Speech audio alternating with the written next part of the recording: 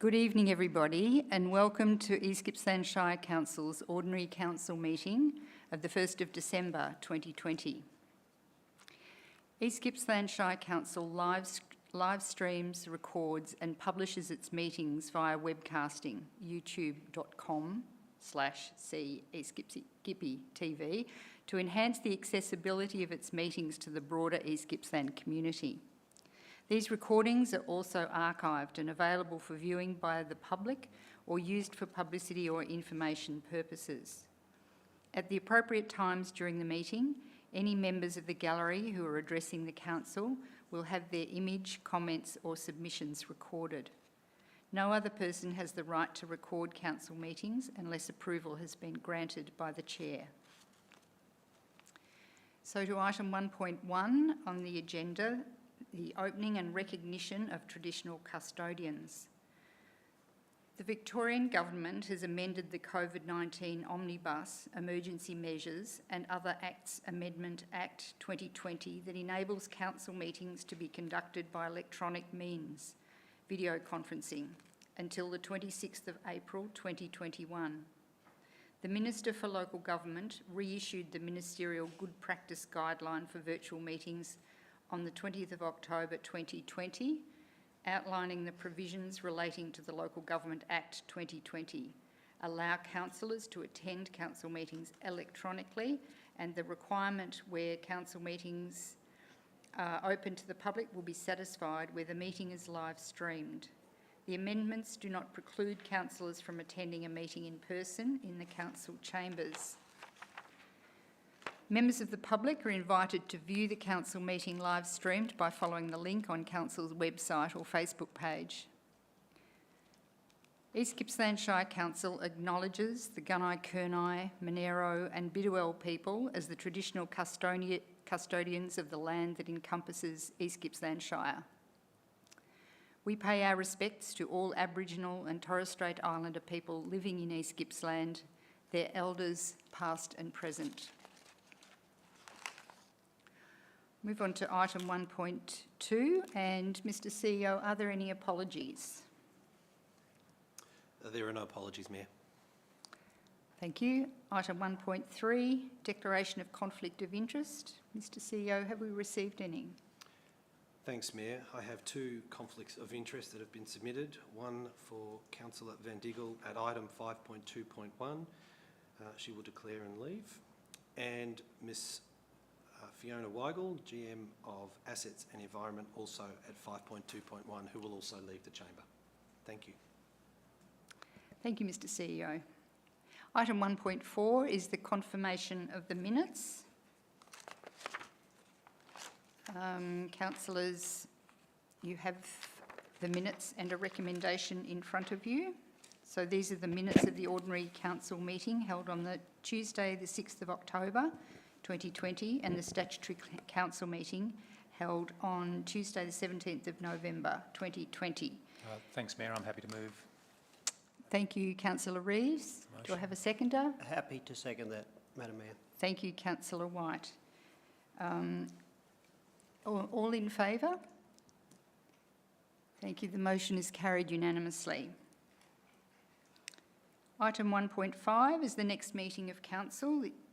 The next Ordinary Council meeting will be on Tuesday the 15th of December to be held at the Corporate Centre, 273 Main Street, Bairnsdale, commencing at 6 p.m. 1.6 is requests for leave of absence. Mr CEO, do we have any? None have been received, Mayor. Thank you. Item 1.7, request to speak about your community project. There are none on the agenda tonight, Mayor. Thank you. Item 1.8 is public question time. Do we have any questions, please, Mr CEO? There are no questions, Mayor. Thank you. Item 1.9 is a record of assemblies of councillors. I wondered whether Mr Cannizzaro would speak to this. Thank you, Mayor. The report provides a summary of the Assembly of Councillors for the period 25th of September to the 19th of November, and we're seeking council to adopt the recommendation that it receives and notes the report. And there are several items in the attachment one. So over to you for your consideration. Thank you, Mr Canizzaro. Councillors, are there any questions of Mr Canizzaro? If not, there is a recommendation in front of you.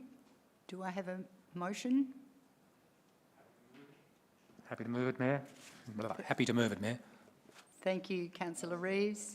Thank you, Councillor Stowe. I won't ask for debate on the motion. All those in favour? Thank you. The motion is carried unanimously. Item 1.10, petitions. Mr CEO. None have been received, Mayor. Thank you.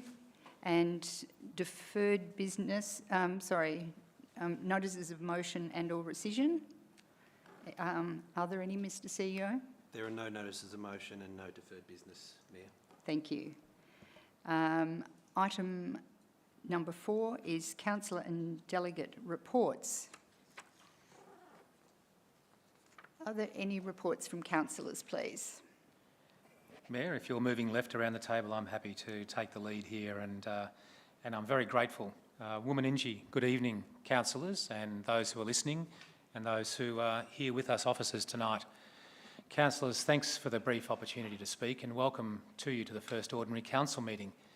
And Councillor, I just want to congratulate you all and us on the open and transparent way we've gone about our business coming together as a councillor group. It's been a rapid process to move into this new council, and I'm excited, councillors, by the new responsibilities imposed on councillors by the Local Government Act 2020, especially as it relates to deliberative community consultation. I think that's a real improvement. I want to recognise 2 things, councillors. One, the recently formed Community Recovery Committee at Orbost. Now, a hefty team of 21 members have been appointed, and they are already exploring ways for economic recovery and renewal.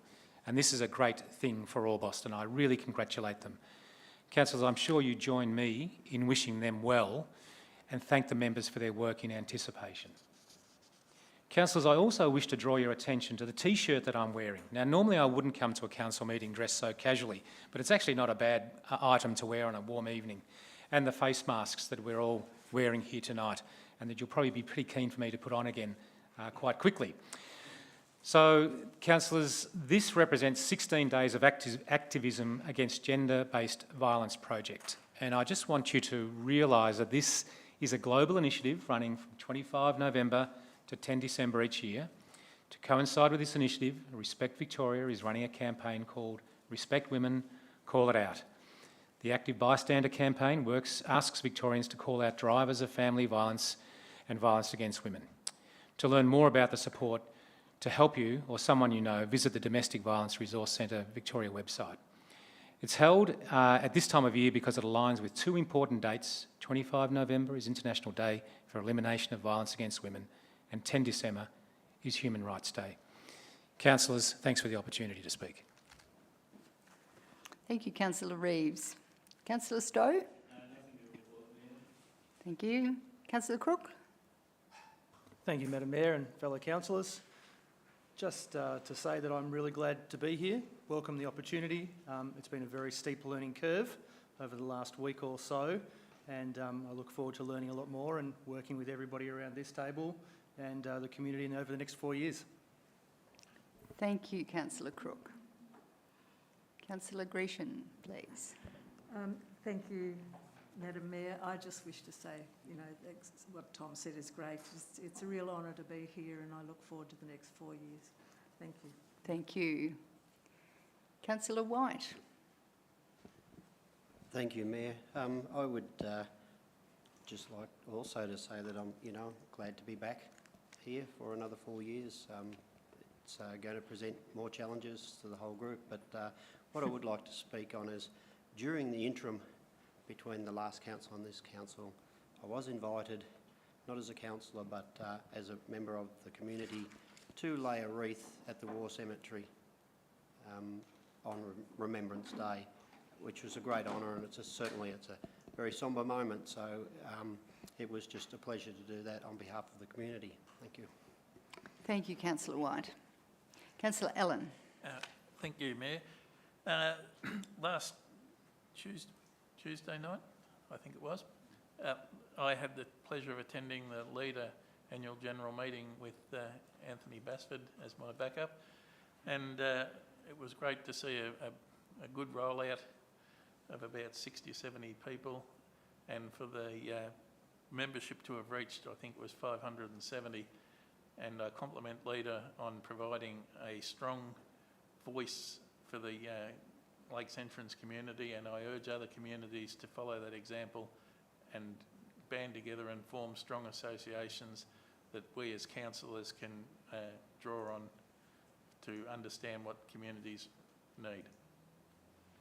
Terrific. Thank you, Councillor Allen. Councillor Vandergel. Thank you. I want to say the same as Tom, that I'm really excited to be here and have the opportunity to work with everybody over the next 4 years.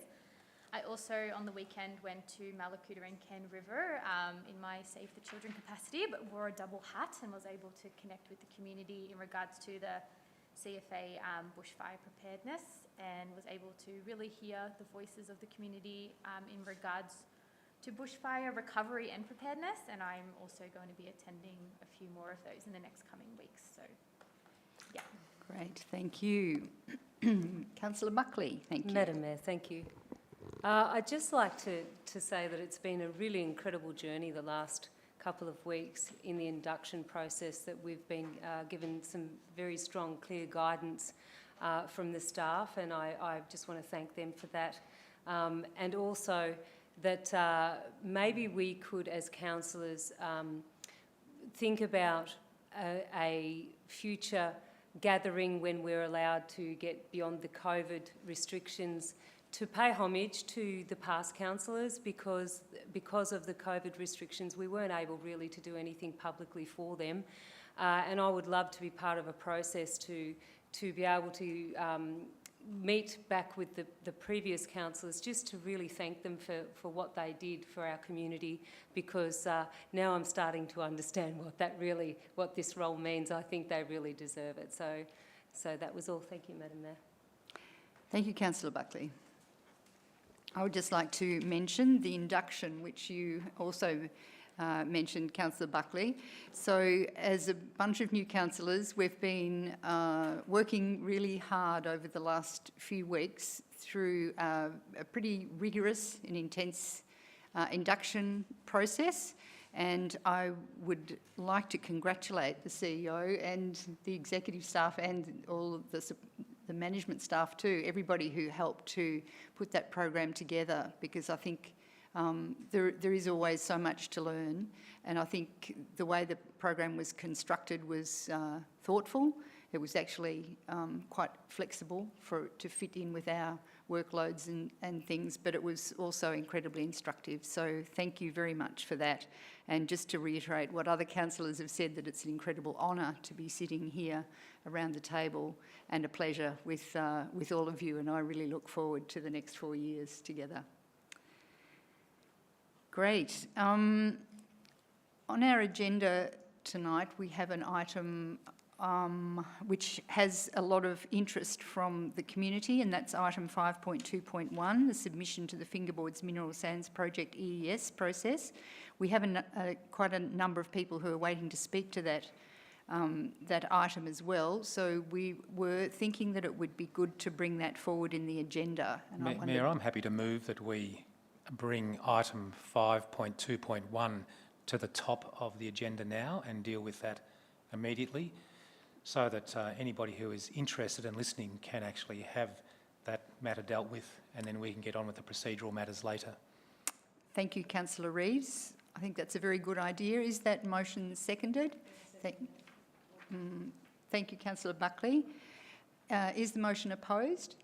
No.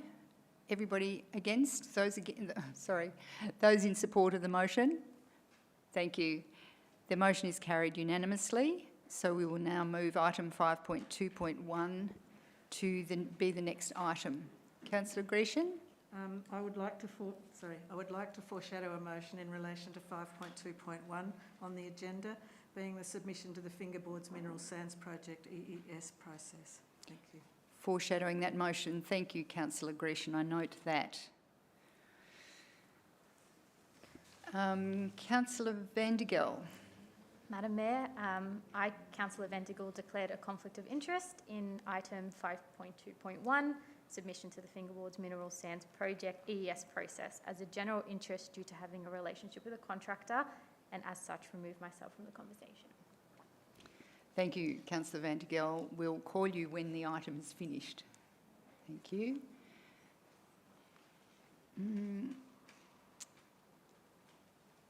Mr. CEO.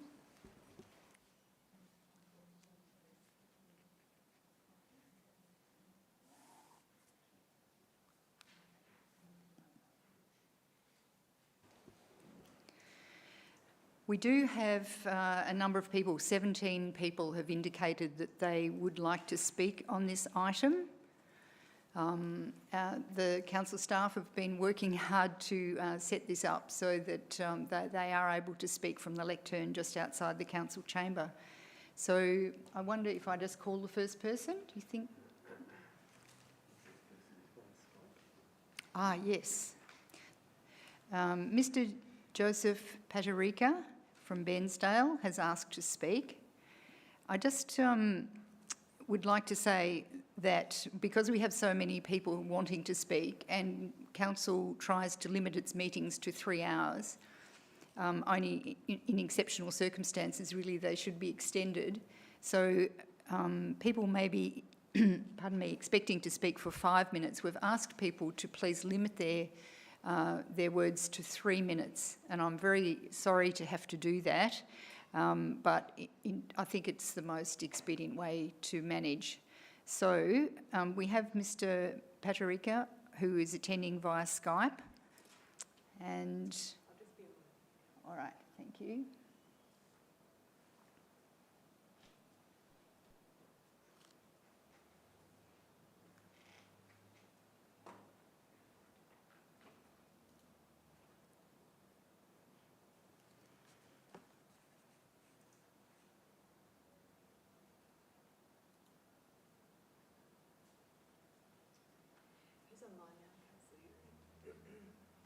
Thank you. Mr. Paterica, are you able to hear us?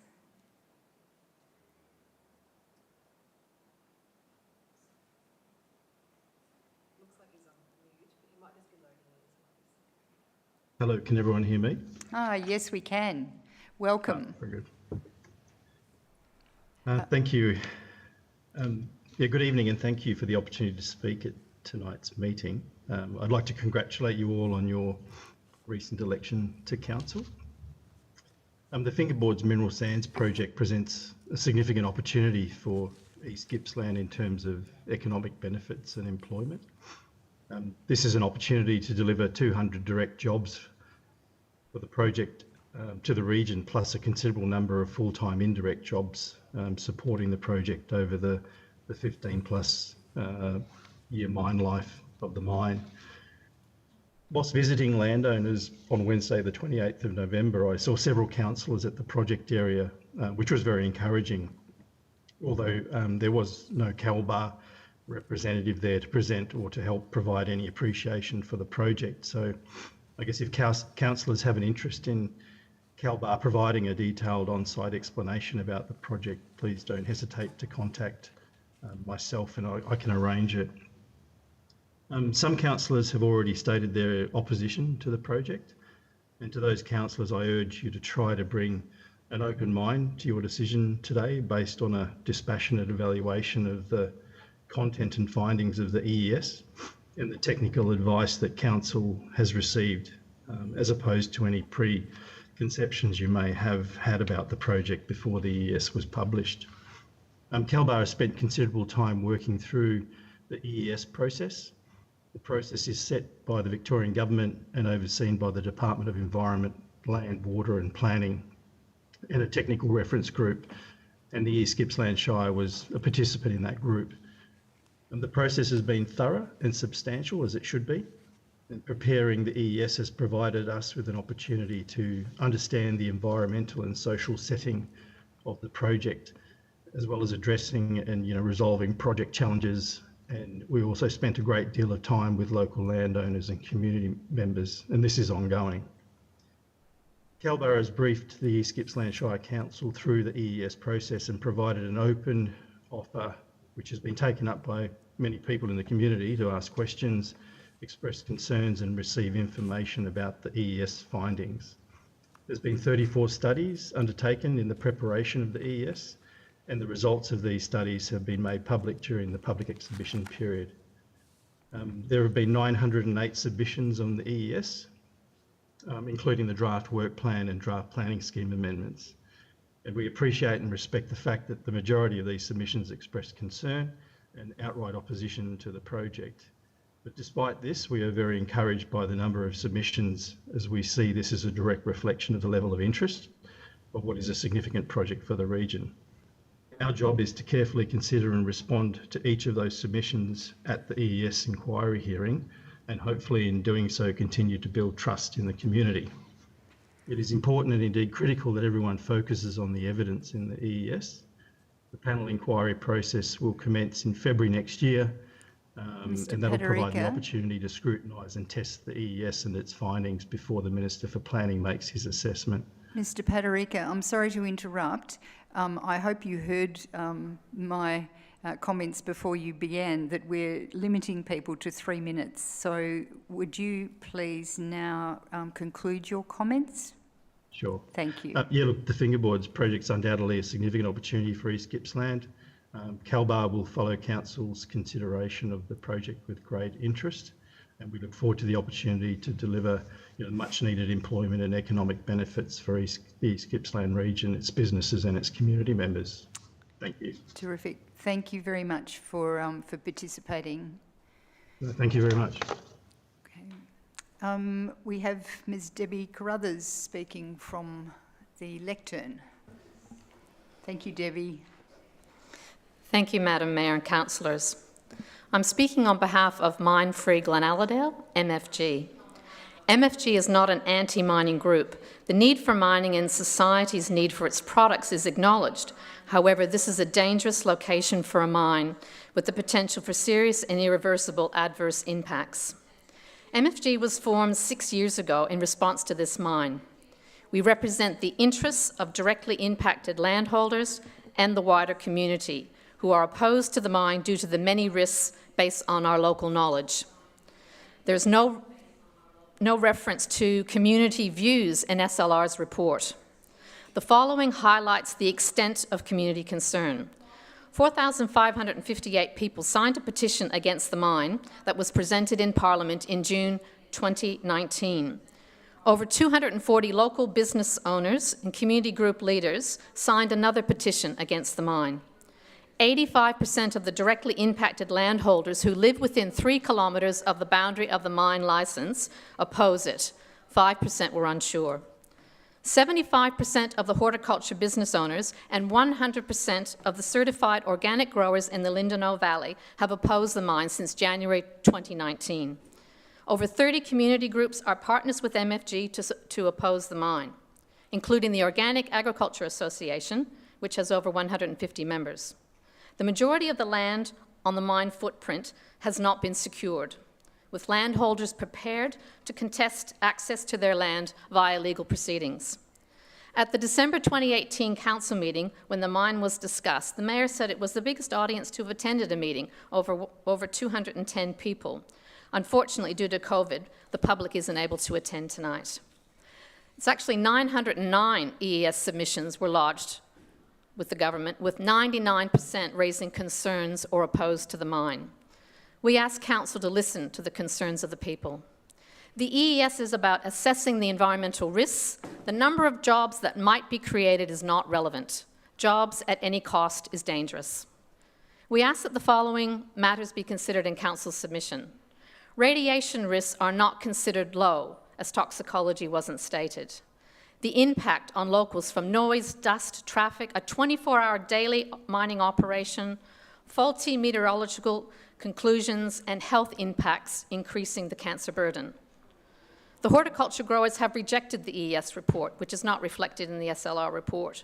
Their response is part of MFG's EES submission, the chapter on horticulture. The draft planning scheme amendment must be strongly contested, as it allows compulsory acquisition of private land for commercial gain and removes council's control on planning matters. Mining companies require a social licence to operate, and the community doesn't grant that licence.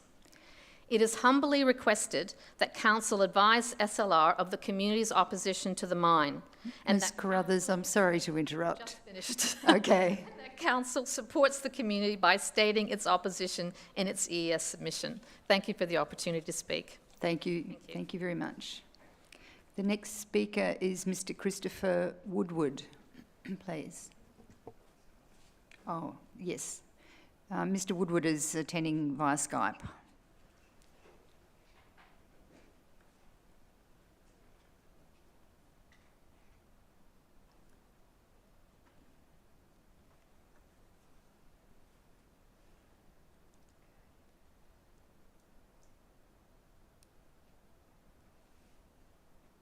Hello.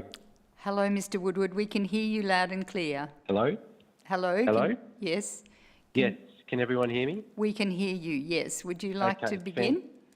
Fantastic. I'm just going to turn down my YouTube, so hopefully you can just hold off on the clock for 2 seconds. Okay. First of all, thank you all very much for allowing me to speak with you today. I'd like to acknowledge the traditional landowners of the region, the Gurna-Kurnai people, and pay my respects to their elders past, present and emerging. My name is Chris Woodward, and I grew up on a downstream section of the river, just below Calvert Street, called Horseshoe Bend. My grandfather and now my father and 2 uncles have farmed along this section of the River Flat for over 70 years. There was only one rule to swimming alone at the river bend, a rule that stretched for 3 generations. If you could swim to one side of the river and back with no assistance, you gained your pass. So I'd like to thank the Shire for their commitment, first of all, in engaging a third party to review Calbar's EES through the way of SLR Consulting.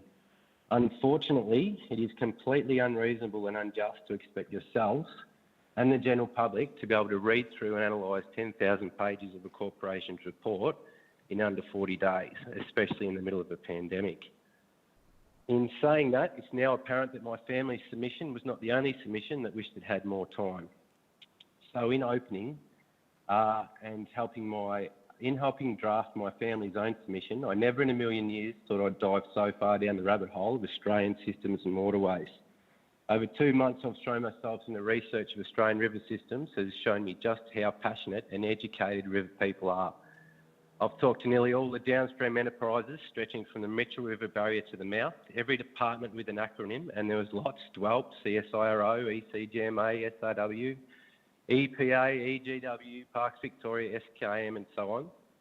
I've spoken with environmental activists, professors of ecology, anthropology and water management, and I've spoken with the people of the Murray-Darling, whom I've grown a huge sense of connection and empathy with. 95% of these people object to the mine going ahead on various grounds, but what I would like to point out, with the little time I've got left, is your very own third party's critique of Calbar's ES as being just the tip of the iceberg. SLR's critique of Calbar's surface water modelling is both on point and highly important, as Calbar bases its entire EES around a series of computer models that fail to take into account climate change. This was explained to me in a recent phone call with Professor Quinton Grafton, the UNESCO Chair of Water Economics and Transboundary Water Governance. It's also been recently reported by the ABC as a major downfall of the Murray-Darling system, many scientists showing these modelling software systems struggle to accurately simulate years where flows are extremely low. I think your own report said that as well. However, as aforementioned, this is only the tip of the iceberg, and in 3 minutes I have very little chance of outlaying a vast array of problems. Through my research, it appears general consensus that salinity in fresh water is one of the greatest threats our great country will face over the coming decades. You'll be hard-pressed to find anyone across the issue, no matter what side of the political spectrum they sit on, that disagrees on this.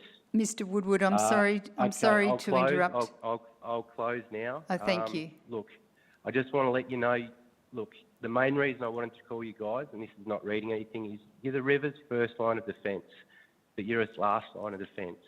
We need you, the river needs you, and the 900 submissions need you. So please recognise your community's opposition to this mine and stand with us.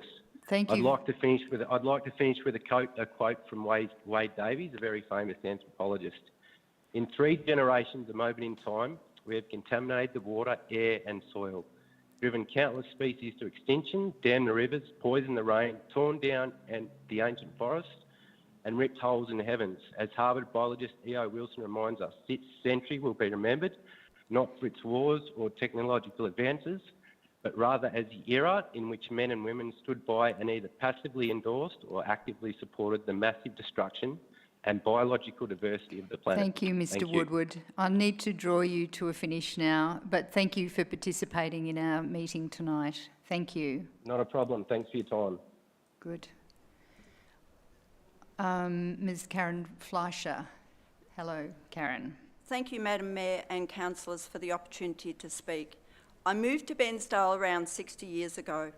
Whilst growing up in Bensdale, shopping was such that you knew who the people living in your community were. It was a very friendly place. I feel the social fabric of the region has been tarnished by the proposed Fingerboards mineral sands mine.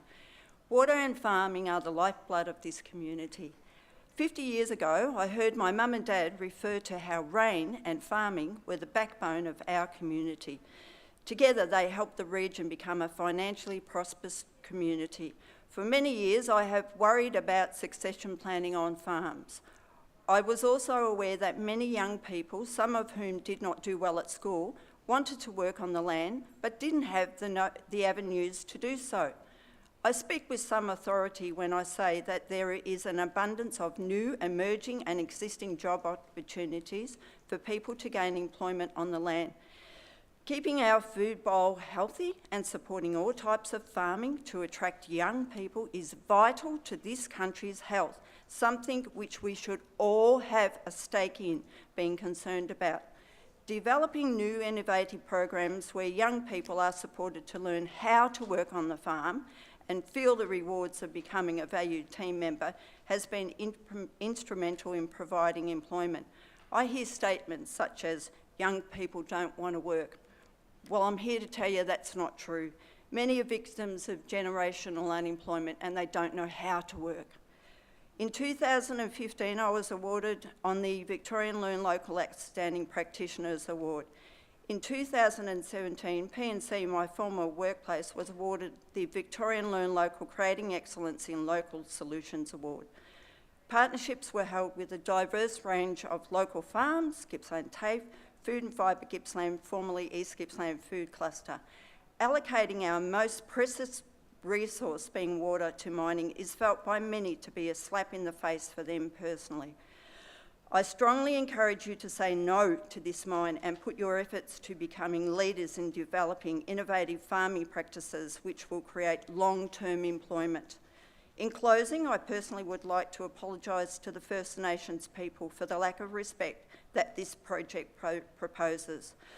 I wish to acknowledge the stress that the proposed mineral sand mine has placed on those who live on the land where the mine is proposed to be located. I can only imagine the stress this has placed on their family lives. Ms. Fleischer, I'm sorry to interrupt, but would you mind rounding up off your comments, finishing off now, please? Sure. Thank you. A strong social fabric would not have allowed another venture to usurp our farming and industries, our local farming industry. Has an economic costing been done on this? Has an economic study been done about people refusing to buy produce from the full food bowl because of fears of contamination from the mine? Ms. Fleischer, I'd ask you to finish off now, please. Thank you, fellow councillors. Thank you for coming. Welcome. Mr. John Hine, please.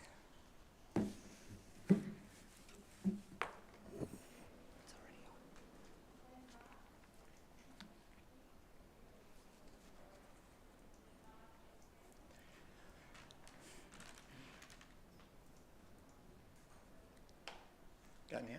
Yes, sorry, Mr. Hine, go right ahead. We can hear you. Thanks, Mayor and councillors.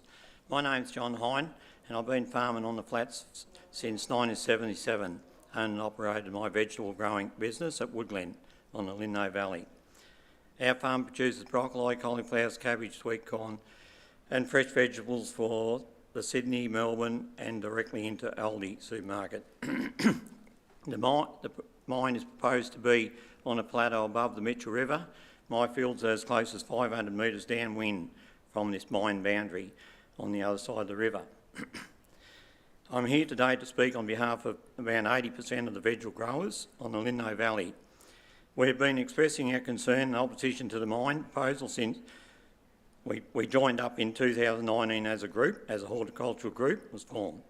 We were deeply concerned about the prospect of this proposed mine and the impact it will have on our produce, livelihood and our workers and the health of our well-being. The reason why I'm here speaking to you on behalf of our grower group today is that the SLR has not raised any concerns about the horticulture report in the EES. We want to advise you of the following. The Linno Valley is a food bowl and sell bowl for the Australian and is worth $150 million per year to the economy and employs around 2,000 people depending on the season. The EES report undervalued our industry by 50%. Other local businesses and industry rely on our for their livelihood, our industry.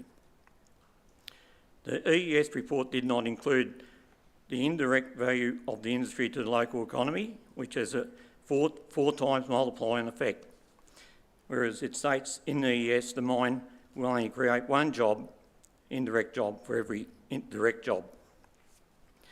Water for irrigating our crops comes from the Mitchell River, which is close as 350 downwind from the mine site. What happens if this water becomes contaminated? The mine will not be able to contain all the toxic dust, so the risk of contamination to our vegetables is very high. The EES report claimed that all the vegetables are washed before leaving the farm gate, which is incorrect. So the toxic dust will impact our quality assurance program and certification. 3 of our growers are organically certified, so they stand to lose their whole business if there is any contamination. This region has a clean, green image and brand to protect, because even the perception of contamination will potentially shut down our businesses. Mr Hine, thank you. We've got to the end of the 3 minutes. I know it doesn't sound like very long, but thank you. Would you like to just finish off what you were saying, that last little bit? On behalf of the local horticulture industry, we ask that you and the elected representatives hear our concerns. We ask that you to oppose the Fingerboards Mineral Sand Mine project and ask that the SLR be advised of that position. Thank you very much for your time. Thank you for speaking, Mr Hine. Thanks very much. Mr Daniel Banks, please.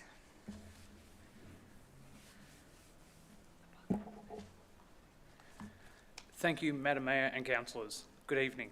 First, congratulations on your recent wins for the responsibility and management of what is best for East Gippsland.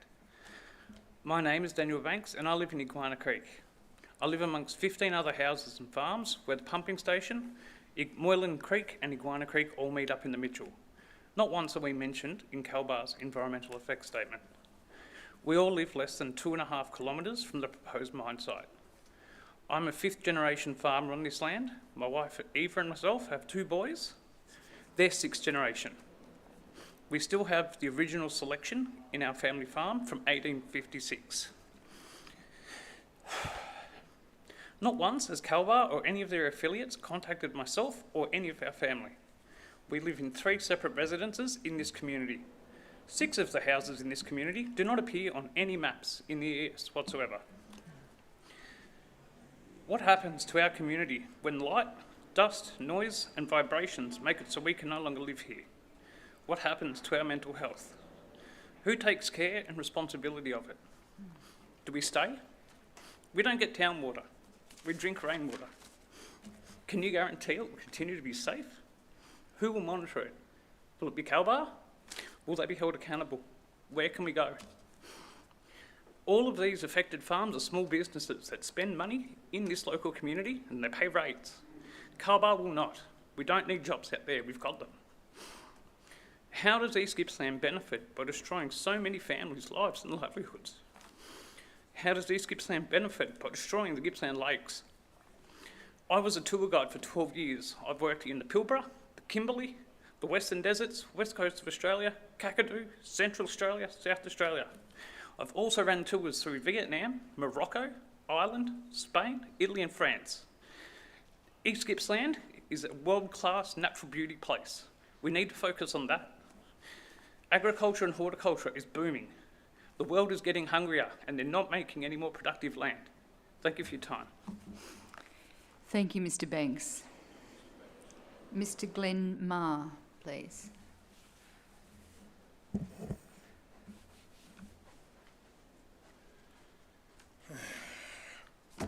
Good evening. We're right, are we? Yes, we Good can evening, hear you, yes. Bairnsdale Shire and councillors. Glenn Marr is from Merloo and been there all my life. Merloo, of course, is in the Wellington Shire. However, we are connected to the Mitchell River by a drain which is known as the Boysdale Aquifer. I was handed a 2,000-page manuscript of the EES for the water and the aquifers, and I've studied it as well as I can. It is written in doubly Dutch. It's very clever. At no point do Calbar mention the fact that the Boysdale and the Sea Spray and the Latrobe aquifers are their recharge points are the Mitchell River, the Perry River and Providence Ponds. They also recharge in other places as well. Calbar's EES, and I was in Maffra today at Southern Rural Water, Calbar's EES state that the Boysdale Aquifer does not extend north of the Princess Highway.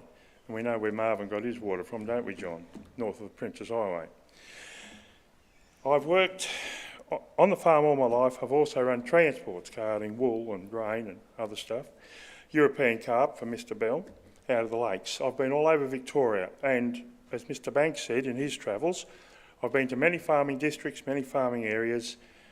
This area is out around our way is made very substantially reliant on aquifer water. We cannot risk the aquifer water. Sale City, in its blissful ignorance, does not realise it is the biggest water holder on the Boysdale Aquifer, and I've made them aware of this too. Recently I spoke with Scott. The mention of Sale City is two little lines in the EES, but they don't actually point out that they are solely reliant on an aquifer which they declare does not begin underneath the mine site. The 2,000 pages of graphs and diagrams misses a lot of gaps. A lot of the time they reiterate the fact that the problems are negligible or so small as to be non-existent. That's not good enough. When the gas frackers wanted to drill holes in our aquifer out there, we pointed out that aquifer interference, which is drilling through different aquifers, which in time will happen as they run shy on water, they'll need these sort of things. Sand mines, I bought them up at Dorper Sheep up at Balranald years ago. The farmer has since sold his farm to a sand mine. What a great spot for it. It's 17 k's from his front fence to his back fence, 10 k's side to side. Mr Marr, sorry, would you draw your conclusions, your statements to a conclusion, please? All right. So the fragility of the aquifers and the water courses and the fact that our lake systems deteriorated from lack of water. Living on the banks of Lake Wellington, we've seen it grow and grow and grow every year through water that is directed to other places. We can't afford the water. We can't afford the damage that could come from a dam failure on the mine site. We know that's a risk. And just by way of reference, Rio Tinto looked at this site and they deemed it far too sensitive. So they went to West Australia and blew up Aboriginal caves. Thank you, Mr Marr. I think you can be sure that miners are not trustworthy people. Thank you for your time. Thank you. Mr Ian Campbell, please.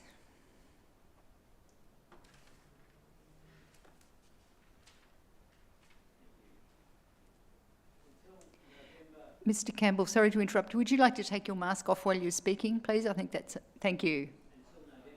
And also, could you turn your microphone on too? Thank you, little button.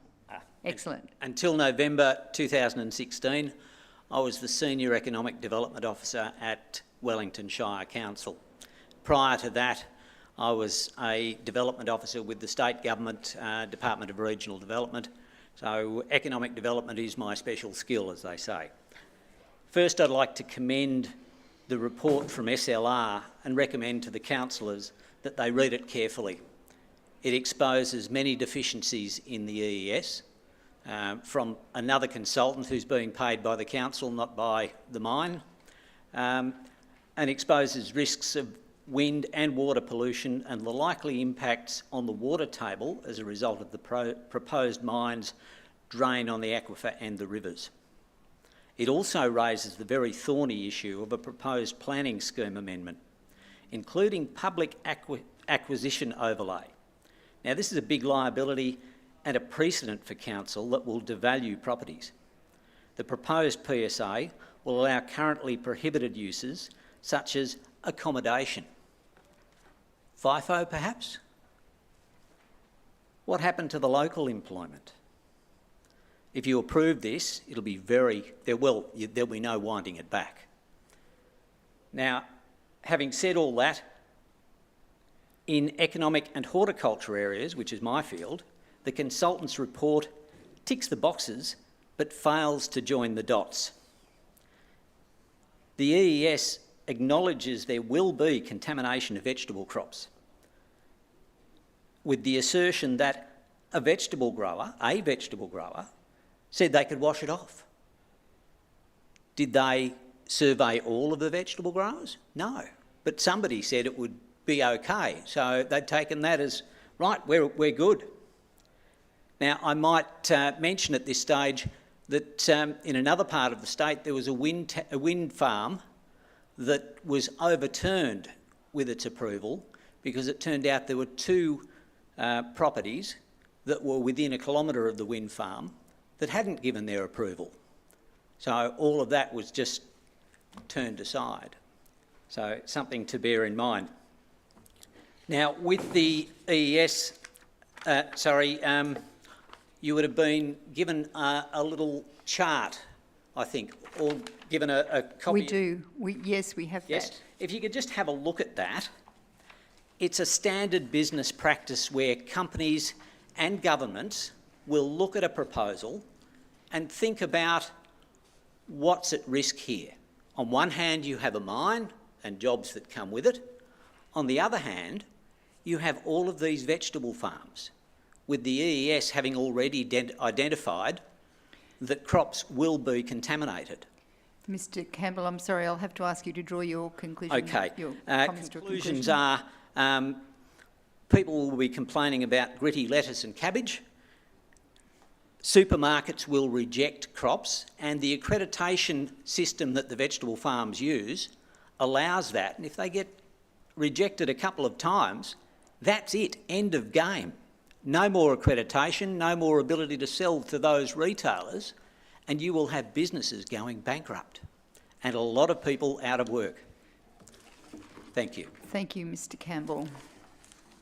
Mr David Warren, please.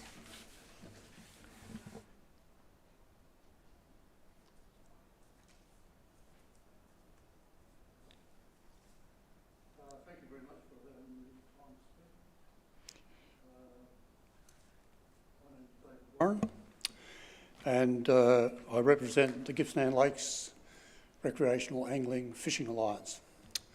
The Fishing Alliance consists of a number of clubs, but most importantly also consists of VR Fish, the state's peak recreational fishing body, and also the GACA, the Gippsland Clubs Angling Association. These are significant bodies that are very supportive of this submission. First of all, I'd like to congratulate the Council on the SLR report.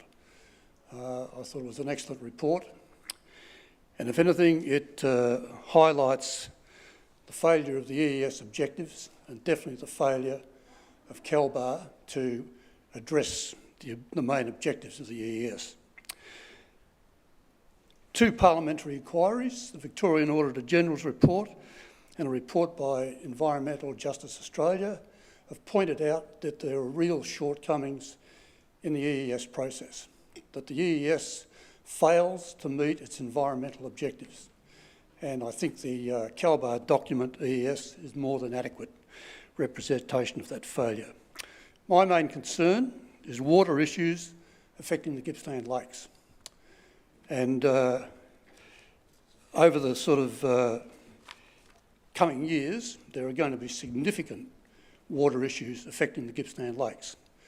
The demands on water for the Gippsland Lakes are virtually unrelenting, both from mining, whether it be brown coal mining, from industry, paper manufacture, various other industries, agriculture, whose demands are also unrelenting. They put in water plans, but very little water is made available for the Gippsland Lakes. The objective of ENGIE, the current owners of Hazelwood, which is now discontinued, is to fill the void with water. And if this was to come from the Latrobe River, it would stop any flows from the Latrobe River, the main river that flows into the Gippsland Lakes, for 20 years. This is just one perspective of the kind of stress that the Gippsland Lakes is likely to be under over the coming years. And the one thing the Gippsland Lakes doesn't need is a mine with a void the size of Hazelwood taking water from the Mitchell River or the Latrobe Aquifer. This water is not infinite. It comes from somewhere. And basically it comes from the sky. And we know that climate change is having an enormous impact on the Gippsland Lakes. Mr. Warren, Yes. sorry to interrupt, but 3 minutes is up. So would you like to conclude just that last little bit? Yes, these challenges are substantial. And I think that this council can play an important role in taking the community concerns, which I believe is significant, of those concerns into account. Thank you very much. Thank you, Mr. Warren. Mr. Charles Beckett, please.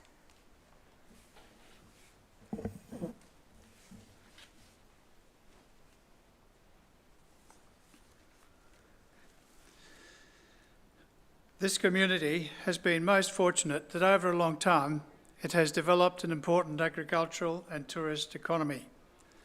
This economy has all been developed at a pace mindful of the sensitivities of the environment and the community. Now here we have CalBAR operations parachuting into our region to exploit what they consider to be natural resources purely for their own profit motive.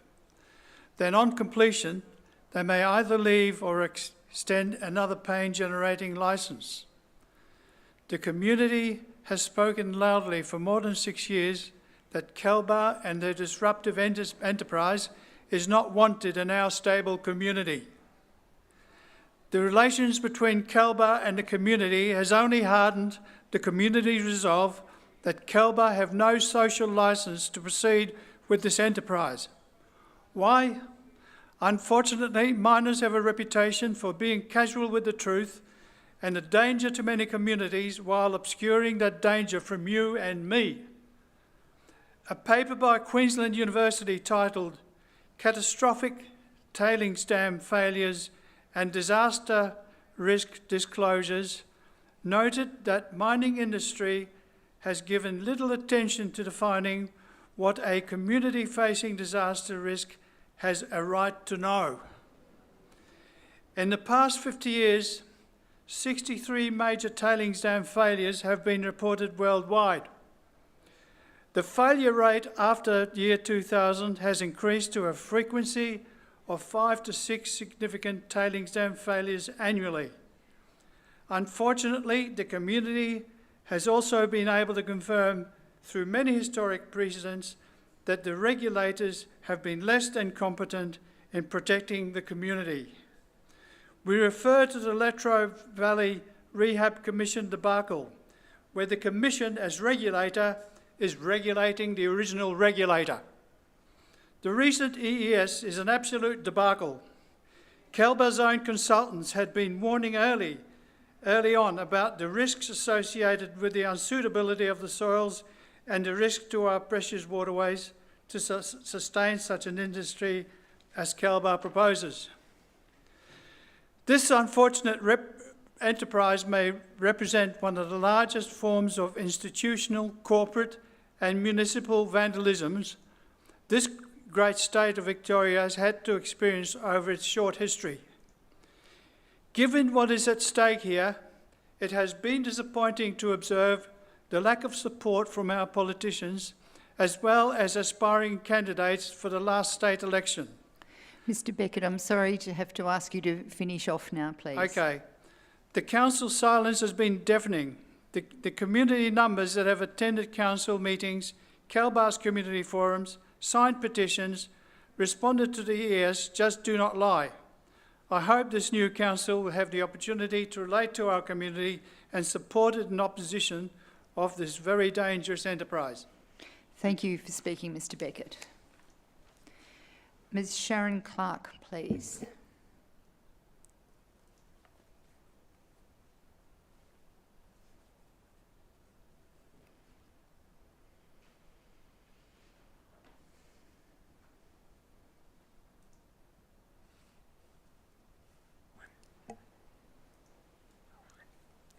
Thank you, Madam Mayor and councillors. Not quite 30 years ago, my partner and I made a dream a reality and moved to East Gippsland. We had purchased a small business, a paint shop in Main Street, Bairnsdale. In 1995, we purchased a property of 14 acres at Glenalladale. Over the years, we have expanded our business, built our own purpose-built store and enjoyed a lifestyle many never get to experience. Our business has supported both us and others over the years. We have worked hard, made lasting friendships with customers, and now call ourselves locals, unlike that of a mining company that has destroyed many dreams for the East Gippsland community.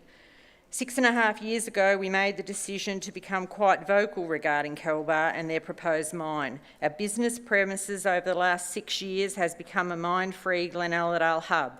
We have proudly displayed and sold mine-free signs, hats, bags, stickers, badges, and the list goes on. We have had over 1,000 customers of almost 5,000 sign a petition against the mine that was presented to Parliament. We have sold thousands of items of mine-free Glenalladale merchandise. And as a fundraiser to raise funds for experts at the panel hearings, we have sold from our humble store over 1,000 face masks made with love by the ladies of East Gippsland that support mine-free Glenalladale.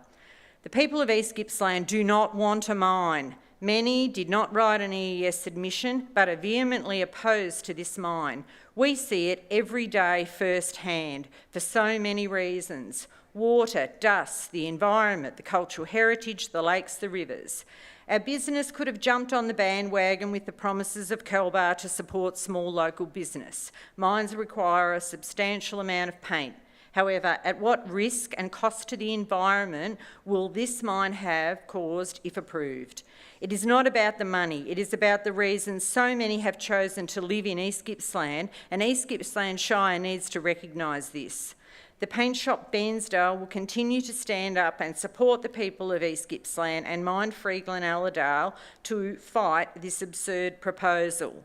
In Kelbar's EES, they state receptors' health will not be infected. Noise 24/7, vibration 24/7, dust 24/7, lights 24/7, trucks 24/7, processing 24/7, generators 24/7, risk to local drivers on the road 24/7. Oh, and Kelbar states stress levels associated with the project may be elevated.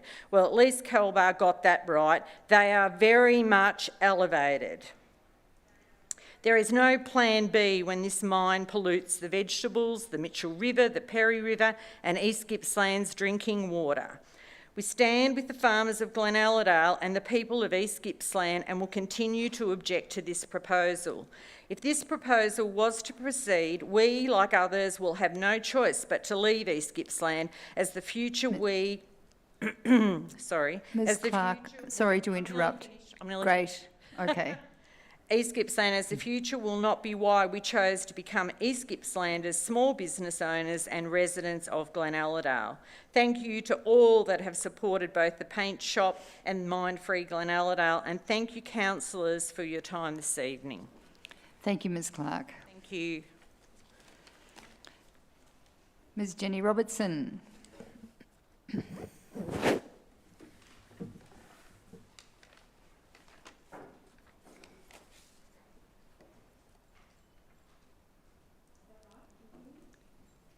Don't think so. That's better. I can see the red Okay. light. Hello, councillors, and congratulations on your elections. You've all got a very important job here today. My husband and I have worked hard to build a resilient grazing property at Bengwarden, where we manage our livestock, pastures and people sensitively to the seasons that we are presented with, focusing on ground cover and making decisions early if it forgets to rain, which it often does here. We've planted thousands of trees, built up our pastures and business to cope with the changing climate, but we're very concerned about the possible risks that this mining proposal could have for our area and our farm. We do not believe that farming and agriculture can coexist without significant risk to farmers. A recent report prepared by the Australian Farm Institute highlighted where gas projects go ahead, there is a major imbalance between miners and farmers, that the mental health impacts on farmers and fragmentation of communities is severe. It is also reported that farmers already operate in a high-risk environment with climate impacts. Add to this the unknown damage to water and aquifers. I believe that this applies to other forms of mining, such as what CalBar is proposing at Glenalladale.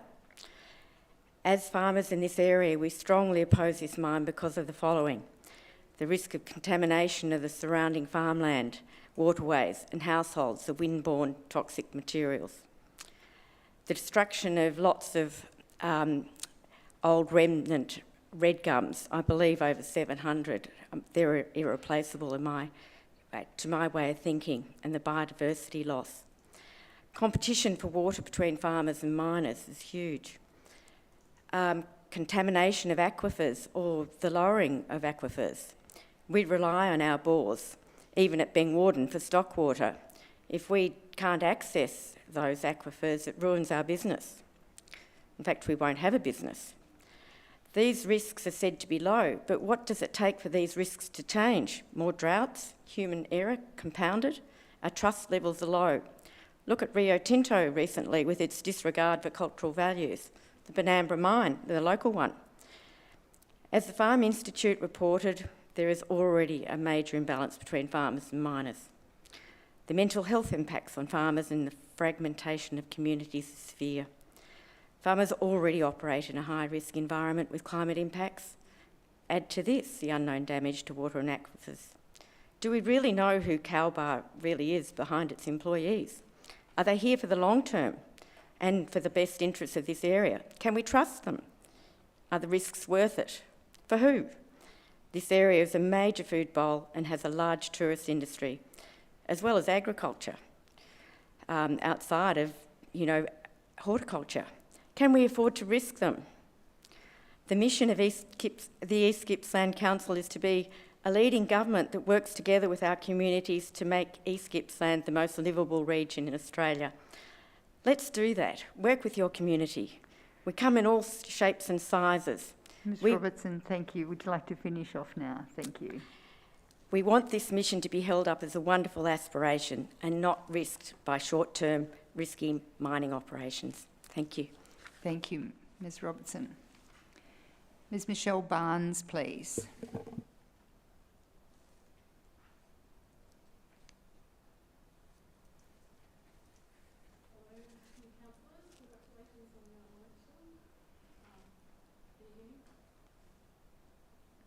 Oh, sorry. Congratulations on your election, new councillors. So I'd like to say that 99% of the submissions against the CalBar EES into the CalBar EES were against the mine.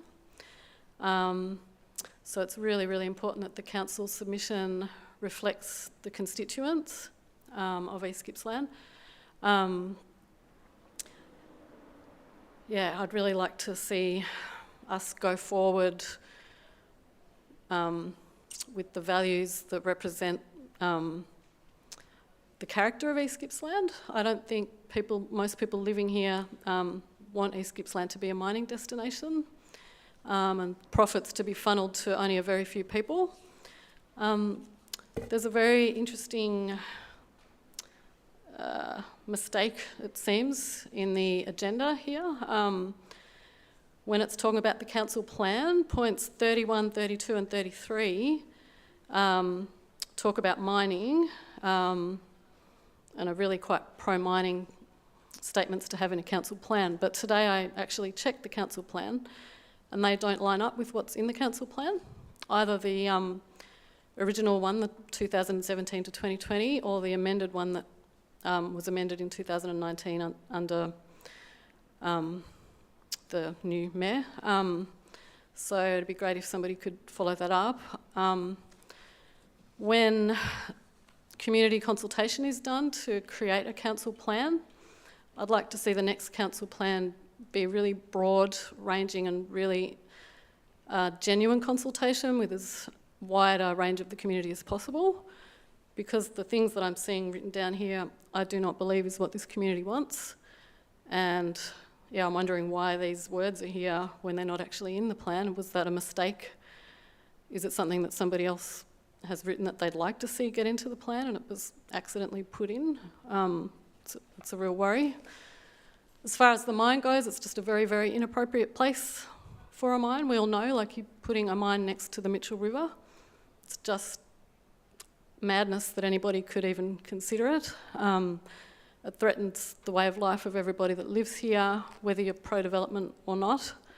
There are way too many other jobs and industries that are going to be threatened if this mine happens. The ecological values in the area, as I've got to know the area, I just feel so sad to think about if that area does end up getting mined. There's just incredible ecological values out there. Ms Barnes, sorry to interrupt. Would you mind finishing up now, please? Yep, so sorry I'm really not great at public speaking, but just wanted to say I'm hoping going forward that the council will be much more consultative with community values and that the SLR are made aware that the community here really don't want this mine, and that's really important that that is in council's submission to the EES. Thank you for speaking. I think we heard what you said. Thank you. Ms Jeanette Wagner, please.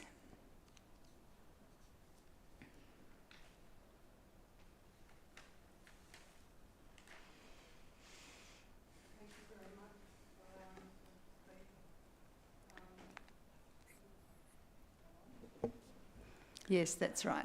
Thank you very much for allowing us all to speak. My name is Jeanette Wagner and I'm speaking on behalf of the East Gippsland Community Action Group and am representing all our members. I have lived, worked and run businesses in this region for 46 years and know from experience that the region survives on agriculture and tourism, both of which will be severely affected directly or indirectly if this proposed mine is allowed to go ahead. This would mean tough times for many, including the Shire. The Lindenow Flats vegetable growers of East Gippsland produce a large percentage of this nation's fresh vegetables, much of which is also sent interstate and overseas. They employ up to 2,000 people, depending on the season, many of whom would lose their jobs if this mine is allowed to proceed, not to mention the loss of jobs at VegCo. Job losses never seem to be considered when mining applications are being assessed. Tourism also employs a lot of people in many areas, such as accommodation, cafes, tours, etc. We are already losing a lot of tourists to areas further north due to the state of our lakes. We do not need to impact this more seriously, resulting in loss of more employment. Then there is the water issue. We are one of the driest populated continents on the planet, which is worsening with climate change. But we still keep selling off our water to industries that are not needed to survive. We need food to survive, and therefore the agricultural industries must come first. This mine will need a minimum of 3 billion litres of water annually to employ 80 to 200 people.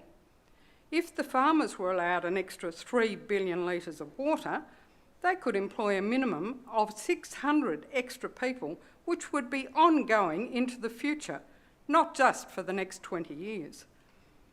Also, this mine site, or proposed mine site, is within 360 metres of the Mitchell and the Perry rivers, which could be seriously contaminated from the dust. Mineral sands are a common material across Australia's desolate parts, whereas the Glen Allerdale area is not desolate, but a thriving food production precinct where many families live. We really need the Shire's support in opposition to the mine for this region's survival, and are confident the Shire councillors will make the right decision and do their very best to protect this region's best interests. Thank you, Ms Wagner. Not only for the current four-year term in office, but for many years to come. Thank you, Ms Wagner. Please listen to your community. Thank you. Thank you. Mr Neil Barraclough, please.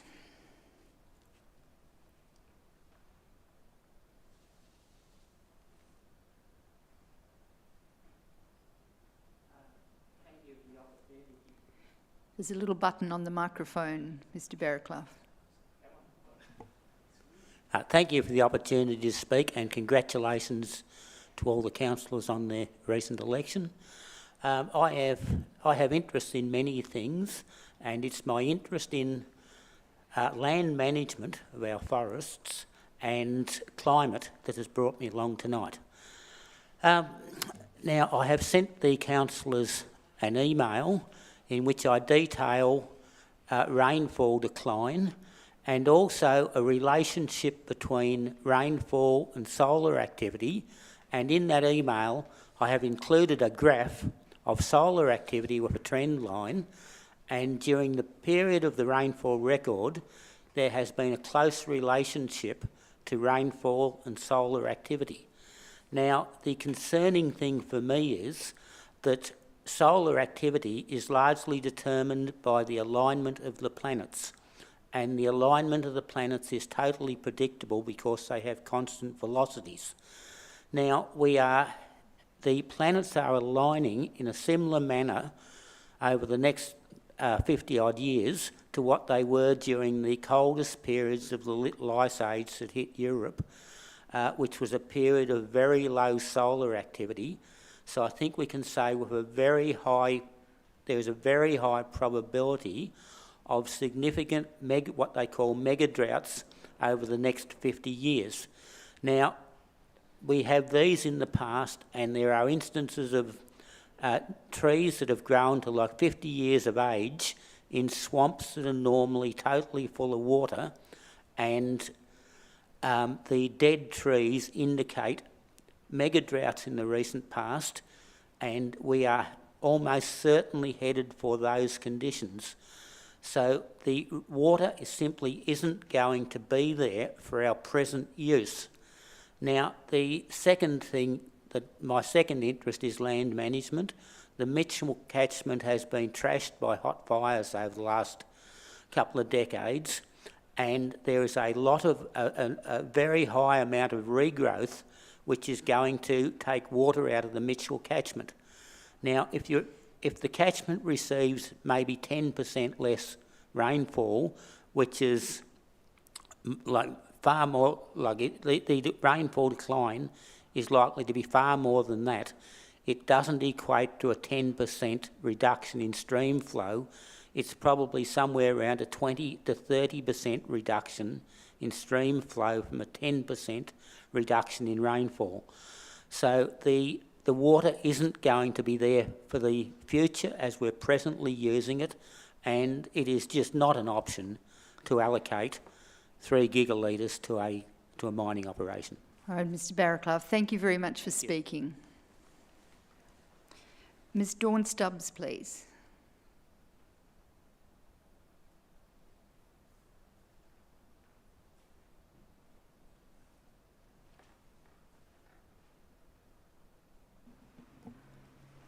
Thank you for letting me speak tonight, and congratulations to all the new councillors.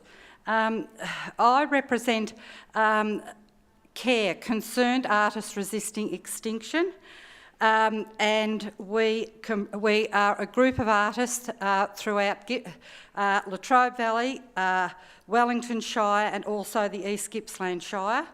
And the thing about water tonight has been really well covered by some far more experts than me. But what I want to talk about is the flora and fauna and the implications that this might have on the remnant vegetation that's still left over there. I did go through the flora and fauna report of the EES, Volume 6, Bioecology and Heritage Partners. It has mainly focused on what they call significant species, of which are the giant burrowing frog, the masked owl, the greater glider and the greyling, and they really only had about a half a page for the more common species.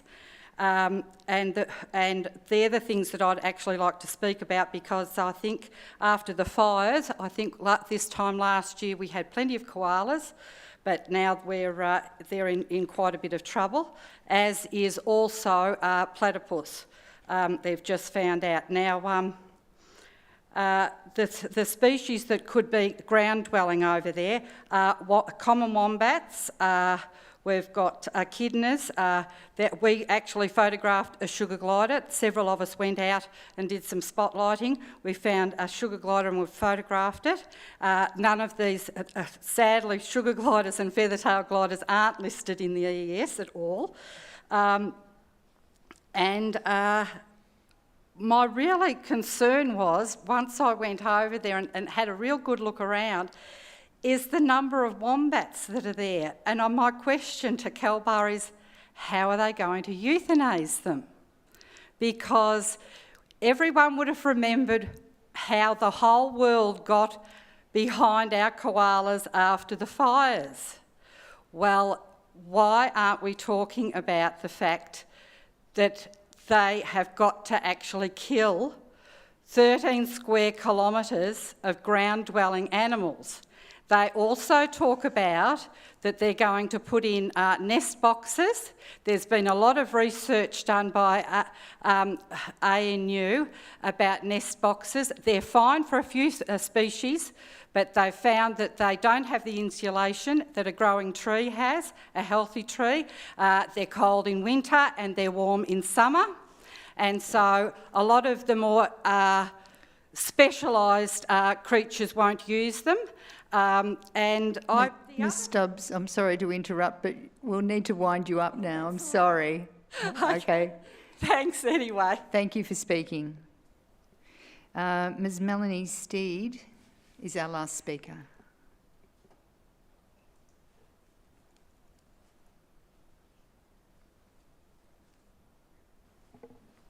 Hello, my name is Melanie Steed and this is from a petition started by 16-year-old Chloe Wagner from Eagle Point for the concerned Victorian young residents voicing their concerns for the future of this region, future businesses, future landowners and future generations that would be severely affected by the proposed Fingerboards mineral sands mine if approved to go ahead in Glen Allerdale near Bairnsdale.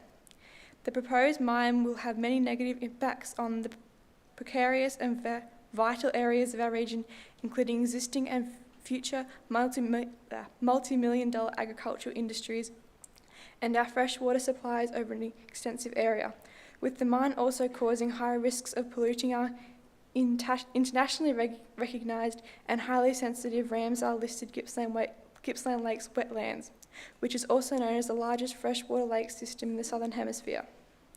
Furthermore, as the future leaders of this region, we are concerned about the health of the community because of the harmful radioactive substances produced by the mine site, as well as dangerous dust pollutions, in particular cilia. The proposed mineral sands mine will cover at least 1,675 hectares of land and will be up to 45 metres deep, using over 3 billion litres of water per year. A wound in the land this deep will basically be irreparable, made more significant by the fact that only one mine in Victoria has ever been classified as fully rehabilitated, though questionably. Our region, country, community and the world is at a vital and precarious tipping point. Every person that turns a blind eye to the situations like this puts us at a closer point of no return. We have duties as the future leaders and owners of this region and country to protect and preserve this rare, beautiful area that we have left. We understand and appreciate that the need we have for these kinds of materials produced by the mine and what they produce, but not in areas like this location where they can become permanently damaged our landscape, community, waterways and ecosystem. This is our future, our home and our voice. Let us be heard. Thank you. Thank you very much, Ms Steed. And I'd just like to say that how much we appreciate the willingness of all the speakers to participate in our decision making. 3 minutes seems inadequate, and again I apologise for cutting people so short, but it was great to hear from each of the speakers.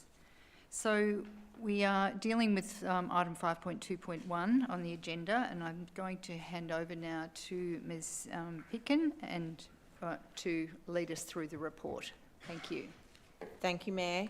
Councillors, before you is a report titled Submission to the Fingerboards Mineral Sands Project EES. This report provides you with an independent technical assessment of the environmental effects statement completed by and in partnership with external consultant SLR. The salient points of the report for Council to consider tonight are: the approach undertaken in the preparation of the written submission has been to procure a number of professional consultancies of technical expertise to provide an independent review of the EES documentation. The targeted review identified key concerns in relation to the planning scheme amendment, land use impact assessment, surface water, groundwater, traffic and transport, rehabilitation, economic analysis and social and community impacts. Key gaps in the information presented as part of the EES documentation have been identified by a range of technical experts through this independent assessment. There are a range of matters which require more detailed assessment within the draft work plan and the planning scheme amendment. The Inquiry Advisory Committee has been appointed by the Minister, and the endorsement of the written submission will allow for Council to be in attendance and be heard during this process. The recommendation seeks authorisation to engage legal counsel for the Inquiry Advisory Committee. Also present tonight is Manager of Planning Nicole Reynolds, who is available to respond to questions of a technical nature. The report is presented for your consideration. Thank you, Mayor. Thank you, Ms Pitkin. Councillors, are there any questions of Ms Pitkin firstly?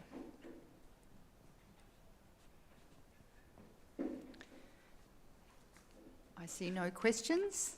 Then I have a motion which has been foreshadowed by Councillor Grecian.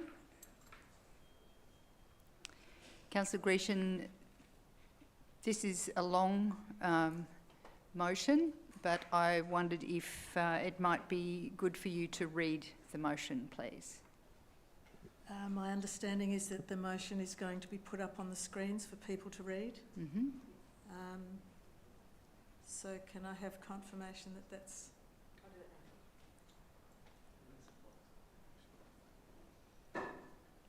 Thank you. Okay. So thank you, Madam Mayor. I propose the motion as displayed on the screen before councillors. Would you like to read? Would you like to read it, Councillor Grecian? I'm happy to read it if you. Yes. Okay. Fine. Thank you. So there are 8 points there. The first being that the council receives and notes the report and the Fingerboards Mineral Sands Project technical review prepared by SLR Consultancy Proprietary Limited as at Attachment 1. Point 2, on the basis of Clause 1 above, opposes the proposed Fingerboards Mineral Sands mine as proposed by Kalbar Operations or any other proponent on the basis of the evidence before council. Point 3, endorses the Fingerboards Mineral Sands Project technical review as at Attachment 1 and the key matters for East Gippsland Shire Council at Attachment 2 as Council's submission. 8.4 requires the Chief Executive Officer or delegate to prepare an addendum to the submission that includes, but is not limited to, issues relating to human health and climate change, as the scope for the technical review did not include detailed review of these areas. Point 5 authorises the Chief Executive Officer to lodge the amended council submission and council objection to the proposed mine with the Minister for Planning for consideration as part of the environmental effects statement, draft planning scheme and draft works approval processes. Point 6 authorises the Chief Executive Officer or their delegate to present at the Inquiry Advisory Committee panel hearing before the Ministerial Advisory Committee in relation to the Fingerboards Mineral Sands project. Point 7 authorises the Chief Executive Officer to engage appropriate legal representation for preparation and representation at the Inquiry Advisory Committee panel hearing. And point 8 objects to the draft planning scheme amendment special controls overlay provisions which effectively remove the East Gippsland Shire Council as the responsible authority for land use planning and implementation strategies for the privately owned land outside the mine footprint that the mine proposes for its own purposes. Now, Thank you. I wish to explain my reasons for proposing this amendment to the officer's recommendations, if I can go ahead with that. No, not at the moment. Thank you, Councillor Grecian. So that is the motion on the table. Do I have a seconder for the motion? Yes, Madam Mayor, I'm happy to second that motion. Thank you, Councillor Crook. Councillor Grecian, now it's back to you if you would like to speak to the motion. Okay. Thank you, Madam Mayor. I think that the East Gippsland Shire Council's review of and response to the proponents' EES undertaken by SLR consultants and council officers provides an excellent detailed analysis within the scope of the areas commissioned for the technical review. I propose point 2 in very broad terms. The EES acknowledges many risks, then attempts to prove that they are able to be mitigated. Unfortunately, there have been many expert scientific reviews of the technical evidence of this EES that have identified gaps and inaccuracies and questioned some of the data and the models used. It needs to be noted that the vast majority of the 908 submissions made to state government regarding this oppose the mine and or express serious concerns about it. In my profession, we don't take risks with the health of our patients or the population unless it's been scientifically researched and proven that the risks are minuscule. The Council's report shows that the EES has not demonstrated that potentially significant environmental and other impacts of the project can be acceptably managed, and therefore Council has no choice but to oppose the project in our submission to the state government. Point 4, the SLR report has some limitations in its scope and does not address some areas of concern, including potential health impacts of the proposed mine, impact of climate change on the proposed mine, and consequent risks to horticultural sector, water availability, etc. There are also a number of other areas of concern raised by councillors that are additional to the draft submission that may not be able to be answered in the very limited time available before it needs to be submitted. However, as this issue is of critical importance to the future of the region, it is essential that the scope of the submission be as comprehensive as possible. Therefore, the motion I have put includes the requirement that the sections that were not included for technical review by the consultants be added to the draft submission at a high level so that we're not excluded from addressing those areas when invited to the hearing. And finally, number 8, was included as the proponent has identified that they require control of land adjacent to the mine footprint itself for power lines, road diversions, easements, noise, bundings, buildings, etc., and a rail siding. This removal of rights of landowners and the council's usual role as a responsible authority is objected to. I think that's... Thank you. Thank you, Councillor Grecian. As the seconder, Councillor Crook, would you like to speak to the motion? Yes, Madam Mayor, and thank you for that opportunity, and fellow councillors.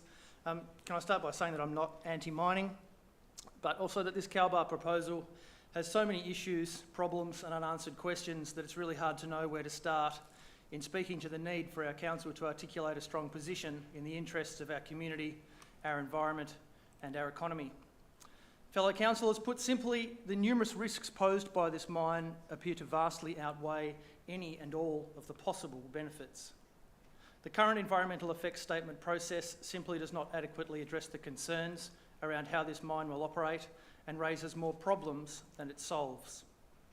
Problems that are echoed in the independent, expert scientific advice commissioned by this council for our own submission to the EES process. Basically, all the submissions received either raise concerns or were against the mine, and we've heard that reiterated by the community tonight. It wasn't just the locals raising concerns. There were also submissions from various government agencies, statutory authorities and subject matter experts. For example, the traditional owners, the Gunai-Kurnai people, represented by the Gunai-Kurnai Aboriginal Land and Waters Corporation, who oppose the mine as it conflicts with the principles of the Gunai-Kurnai Whole-of-Country Plan. Southern Rural Water is another example, who state that in regards to the identified requirement for 3 billion litres of water a year, that availability of the identified surface and groundwater resources is limited and access to the volumes required is not guaranteed. They are subject to water sales processes with groundwater resources capped and only accessed by trading existing entitlements. The problems, Madam Mayor and fellow councillors, are varied and many. I note the submission by Bulmer Farms, who state that they believe the irrigated production has been grossly undervalued in the EES process, that the figures are outdated and not relevant to the area where the mine intends to operate. The East Gippsland Catchment Management Authority, in their submission, maintained that many aspects of the land rehabilitation program remain conceptual only and are not yet proven in practice on a landscape with similar characteristics as the Fingerboard site. The authority believes that the EES provides insufficient detail on several issues to enable the risks of the proposed mine to be adequately addressed. The EGCMA further characterises parts of Calbar's EES as vague and unquantified. Or this from the Department of Transport. At this stage, the department's view is that there is insufficient information to be able to support the proposal.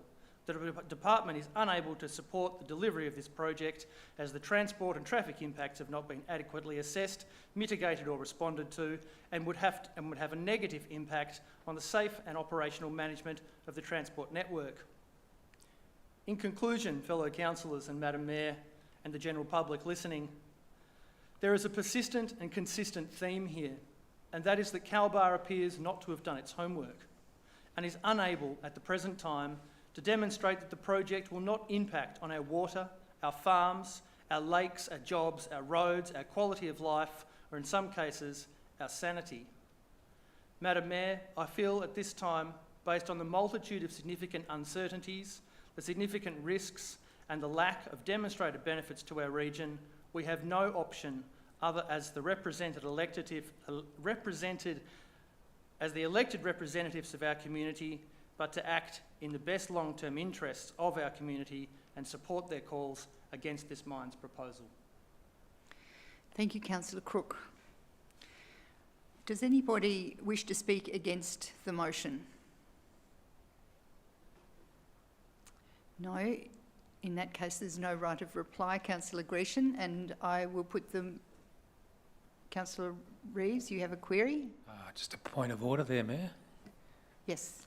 You haven't asked if other people would like to speak to the motion. Oh, I haven't. Thank you. Thank you, Councillor Reeves. And would other people like to speak for the motion? Councillor White. Oh, after Councillor White, go ahead. Thank you. Thank you, Councillor Reeves, for pointing out that, and thank you, Madam Mayor. I will keep this very brief because there's been much spoken about the environment, the water, and all of the possible impacts, but we're elected to represent our community, and it is our community that are actually crying out, and as Councillor Grecian's rightly said, there's been no medical data collected, which we need, because I've been watching this for some time, and there are people out there who are already facing, I would call them, mental health issues. And I think it's it is our responsibility. They are our people, they are our residents of East Gippsland, and it is our job to support them first and foremost. So that's my little speak on additional things to the possible project. Thank you. Thank you, Councillor White. Councillor Reeves. Well, thanks, Mayor, and thanks, councillors. Councillor Gratian, thanks for the alternative motion, and I appreciate you putting it on the table there. And I'd note and appreciate the level of interest from, pardon me, many members of the community with many and varied opinions on the matter, and especially I thank those who have gone to the effort tonight to speak, and clearly there's a lot of passion there, as there always is on this particular matter. And just remember, councillors, council is not the decision-making authority on this matter, but of course many have a strong opinion on the matter at hand, and we respect those opinions and hear and understand those views, and it's our job to also represent them in and where we can. I would have been happy to move the original recommendation, and I've carefully considered the alternative before us. The SLR report is a powerful document, and I commend the officers who acted quickly and found expertise without any apprehension of bias, because the work on this project is touching many people on the industry. To find somebody who hasn't actually been involved in this particular project was quite a challenge. The delegation to the CEO to source a consultant and deliver us an empirical and an objective assessment of the proponent's proposal to the technical matters in the EES was a legacy from the previous council, and I acknowledge the foresight of that council decision to quickly seek and provide advice to this council within the response time for the submission. That was important. It was really pushing up against a whole lot of processes. It should reassure members of the community who harbour concerns but maybe were without the technical knowledge to articulate their concerns, that is, the SLR report. Many who shared economic and environmental and social concerns should take some heart from the fact that these are raised in the SLR report and dealt with. It reassures those who are curious and wanting the outcome to be positive, because it cannot move on without significant further work and caveats and addressing the shortcomings that are clearly discussed in the SLR report. Many appreciate the possibility of the project to be an economic and social driver of success for us. However, at this stage, and on the basis of what we have before us in that SLR report, which we have requested and I'm very happy to receive, we send a message to the proponent that more needs to be done to satisfy the many requirements before this project could be considered to proceed. Importantly, councillors, we need to remember that this recommendation does not preclude the proponent from being able to address these shortfalls at some stage in the future. Nor does it preclude the need for me, us or the council to remain open-minded about the matter and continue to make considered, unbiased decisions when required, just as we have done tonight. We're not there yet, councillors. Thank you, Councillor Reeves. Does anybody else wish to speak in support of the motion? If not, I'll put the motion to the vote. All those in favour? Thank you. The motion is carried unanimously.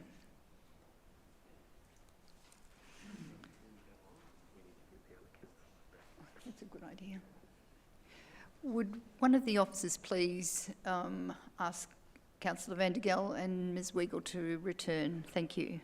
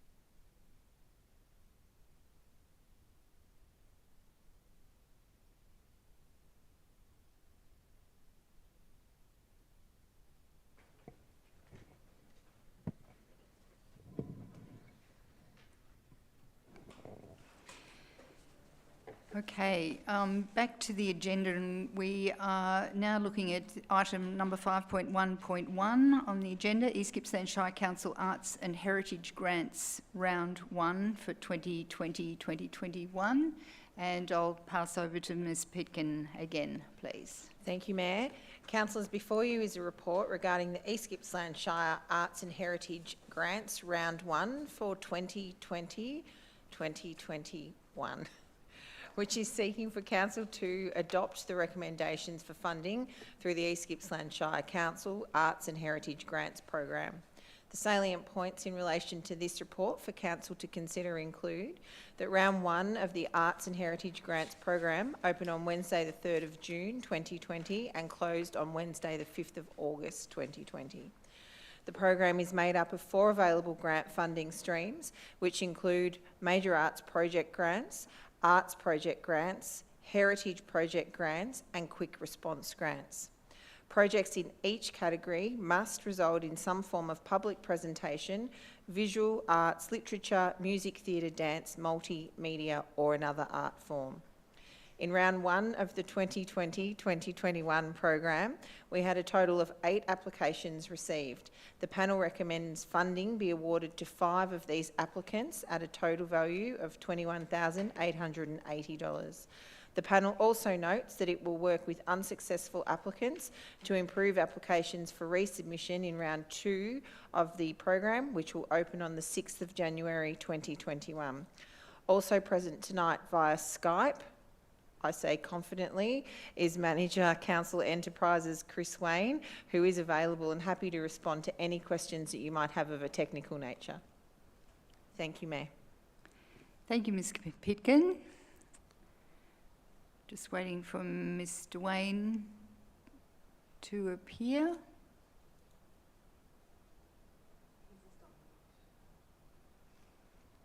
It's been suggested that you may be on mute, Mr Wayne. No, you're not. Yes, I'm present, Mayor. Thank you. Fantastic, thank you. We can see you too now.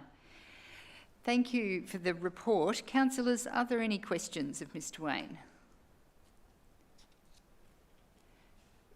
No, I see none around the table, but could I just ask, so there were 8 applicants, and considering the extraordinary year we've had, would that be considered a good number of applicants or different from previous years? Thank you for the question, Mayor. It's consistent with other years, although we did have a bit of a challenge last round due to complications with COVID-19. But we usually have strong applications for the round 1 of the program, and not as many so much over round 2.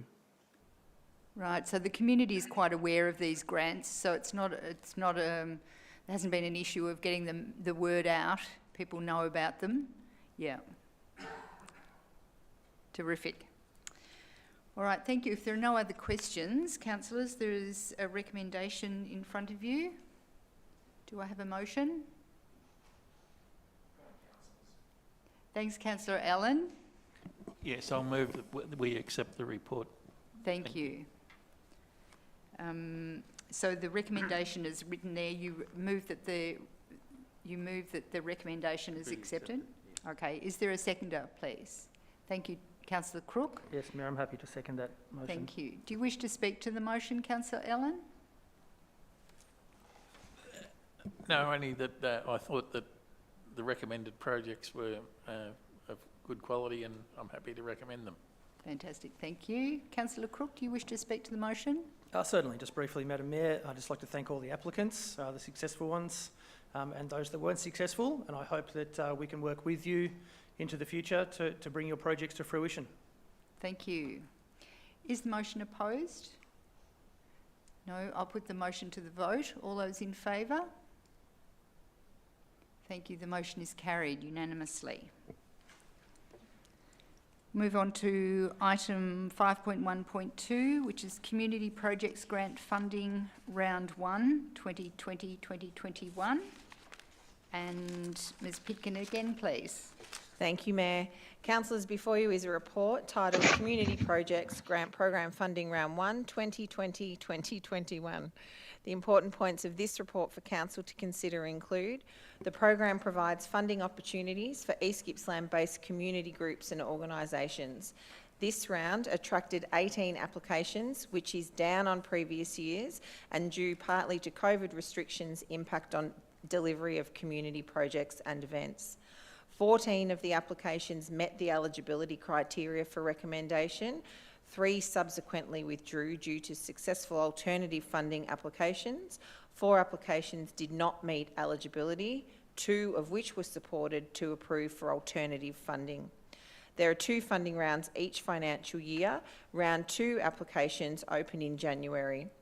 The community projects recommended amount to a total contribution of $41,869 from Council if endorsed, will generate a total investment of $143,885.35 overall, with the 50% matching criteria required. Also present tonight via Skype is Acting Coordinator Community Programs, Rebecca Pantry, who would be available and happy to respond to any technical questions that you might have. The report is presented for your consideration. Thank you, Mayor.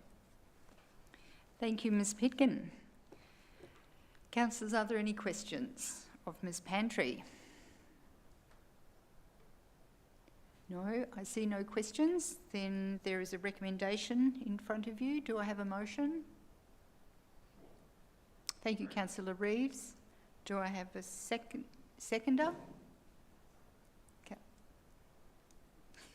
Councillor Buckley, thank you. Would you like to speak to the motion, Councillor Reeves? Thanks, Mayor. Councillors, look, it's a great program, this, that supports these community projects. But in particular, I just draw your attention to our communities that were most affected by fires, in particular Omeo and Cann River. And Cann River I'm very fond of, and my friends there, and the work that was done at that community recreation hall in being an absolute hub and centre of bushfire support and recovery and response, as well as recovery. And I think it's fantastic that we can restock the supplies in that hall kitchen and bring it up to a better standard. It's really important, but it's also great.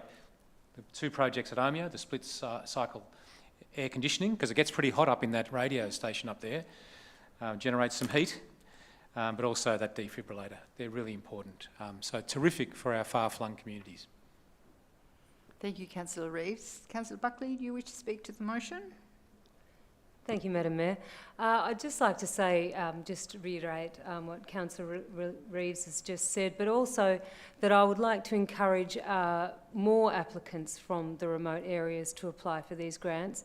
It's important for social cohesion, for good mental health, and also providing the necessary things that we need in those far-flung regions. And quite often we see a lot of the money proportioned to the bigger town centres, and I think I would like to implore my fellow councillors to start thinking about focusing on especially the areas that have been fire impacted in our future decision making, and also that we need to support these types of initiatives and look at that in our when we come to budget time.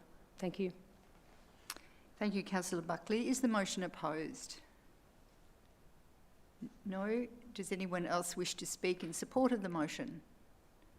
No. I'll put the motion to the vote. All those in favour? Thank you. The motion is carried unanimously.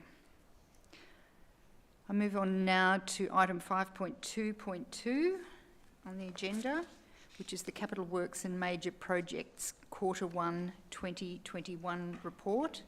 And we have Ms Weigel, please. Thank you, Mayor. It gives me great pleasure to present to Council this report, which reflects the Capital Works and Major Projects for the first quarter of the year, so up until the end of September. This report comes to you on a quarterly basis, and it's really the companion report to a report you'll receive later in the evening on the entire financial report. So this report just gives you a little bit more detail about the progress of the Capital Works program. Salient points for the first quarter are that we have 32 or just over 32% of the program is either spent or under contract, which is in a really good position to be at this time of the year. We actually have 8% of the program that is complete, and 82% of the program is on track. I too have a manager here for technical support. I have Tom Weatherall, who is our manager of assets of projects. If you'd like to ask any questions of the report, otherwise we have a recommendation before you. Thank you. Thank you, Ms. Wiggle. We have you there, Tom? Yes, good evening, Mayor. Great. Good evening to you also. Councillors, are there any questions from the report? No, I see no questions, Tom, for you. So there is a recommendation, as Ms. Weigel pointed out. Do I have a motion, councillors? Certainly, I'm happy to move that Council adopts the recommendations as noted. Thank you. Thank you, Councillor Crook. Do I have a seconder? Thank you, Councillor Stowe. Would you like to speak to the motion, Councillor Crook?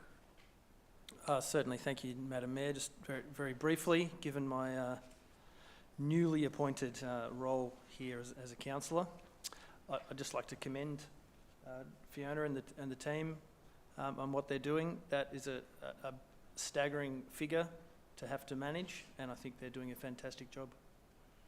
Thank you, Councillor Crook. Councillor Stowe, do you wish to speak to the motion? Yes, just to endorse Tom's comments, and there's some great little projects there being completed, and it's good to see them after the fires too. That's terrific. Thank you. Is the motion opposed? No. Does anyone else wish to speak for the motion? Yes, thanks, Mayor. I'll just point out that one of my pet bridges, Sandy Flat Road, at $1.113036 million, I did actually visit that and drove across it and stood on it just for the satisfaction of being able to be on that particular bridge. It is one of the more isolated bridges and one of the highest cost bridges in this particular budget, but it is a beautiful bridge, so it should be. Fantastic. Anybody else wish to speak for the motion? If not, I'll put the motion to the vote. All those in favour? Thank you. The motion is passed unanimously. We move on to item 5.2.3, and this is 1398 Tarbucks Road, Cabbage Tree Bridge replacement. And I think we still have Tom to speak to this. Thank you, Tom. Thank you, Mayor. Good evening, councillors. This report provides the background of the tender and evaluation process for the Tarbucks Road bridge replacement. This bridge is at the end of its life currently, subject to load restriction and subject to further load restriction if it is not replaced in the near future. Thank you, Mayor. I am happy to take any questions with respect to this report. Thank you. Thanks, Mr. Witherell. Are there any questions, councillors? If I may, Mayor, Ms. through Weigel. you and through the Chair, I might just point out that this is the first time that we've done the report this way. This really is a bit of a landmark opportunity. First, it's your first contract that you're considering as a new council, but it's the first way we've done this. We recognise that there was a lot of really good information for the public to understand about how we award our contracts and what we consider and the background to the project, which was in a confidential report that they couldn't see. So we've taken the opportunity to now develop a report that goes out into open council. Council therefore can see this and has a confidential attachment, which is where we keep the details that we can't under the Local Government Act provide. They're around prices and businesses' information, so that is not made public. If council wants to discuss the confidential report, which is the tender evaluation report, to this item, you can, but we would ask that you do that by going in camera for a short period of time. If council is comfortable with the report that we have before you, we do have a recommendation that we can put on the screen, which has all of the details about who we're recommending as the tenderer. So we can either go into camera if you'd like to discuss it further, or we can just go straight to the recommendation if you so choose. Thank you. Mayor, I'm happy to move the recommendation as is in front of us now. Thank you. Thank you, Councillor Reeves.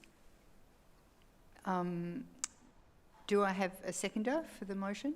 Thank you, Councillor Allen. Do you wish to speak to the motion? I would, excuse me, just one moment. I would ask that Vanessa now puts the motion up on the screen so all of the councillors can see it and everyone that is watching this evening can see it as well. Okay, thank you. And thank you for speaking to this. It is a new process to have more information available to the public. So thanks for pointing that out, Ms Weigel.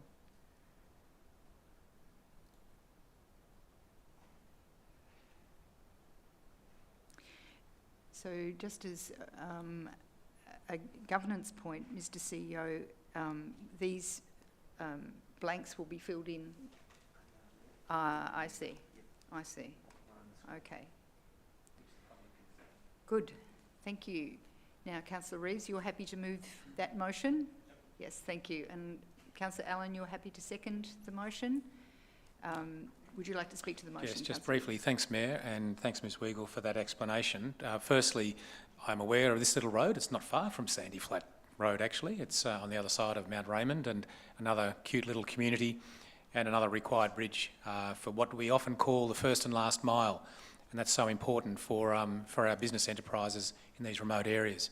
But I think it's also important, councillors, this process is the first time I've seen it in the third council, and this is a great move towards transparency and accountability, and I think that's really, really fantastic for our community to know that these decisions and the information that's provided is available to the public, but it also pays respect to the confidentiality required to contracts and to those tenderers so that their information is not made public either.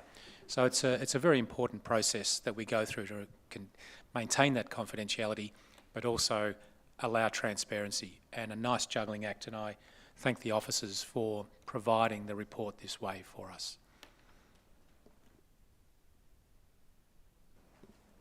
Thank you, Councillor Reeves. Councillor Allen, do you wish to speak to the motion?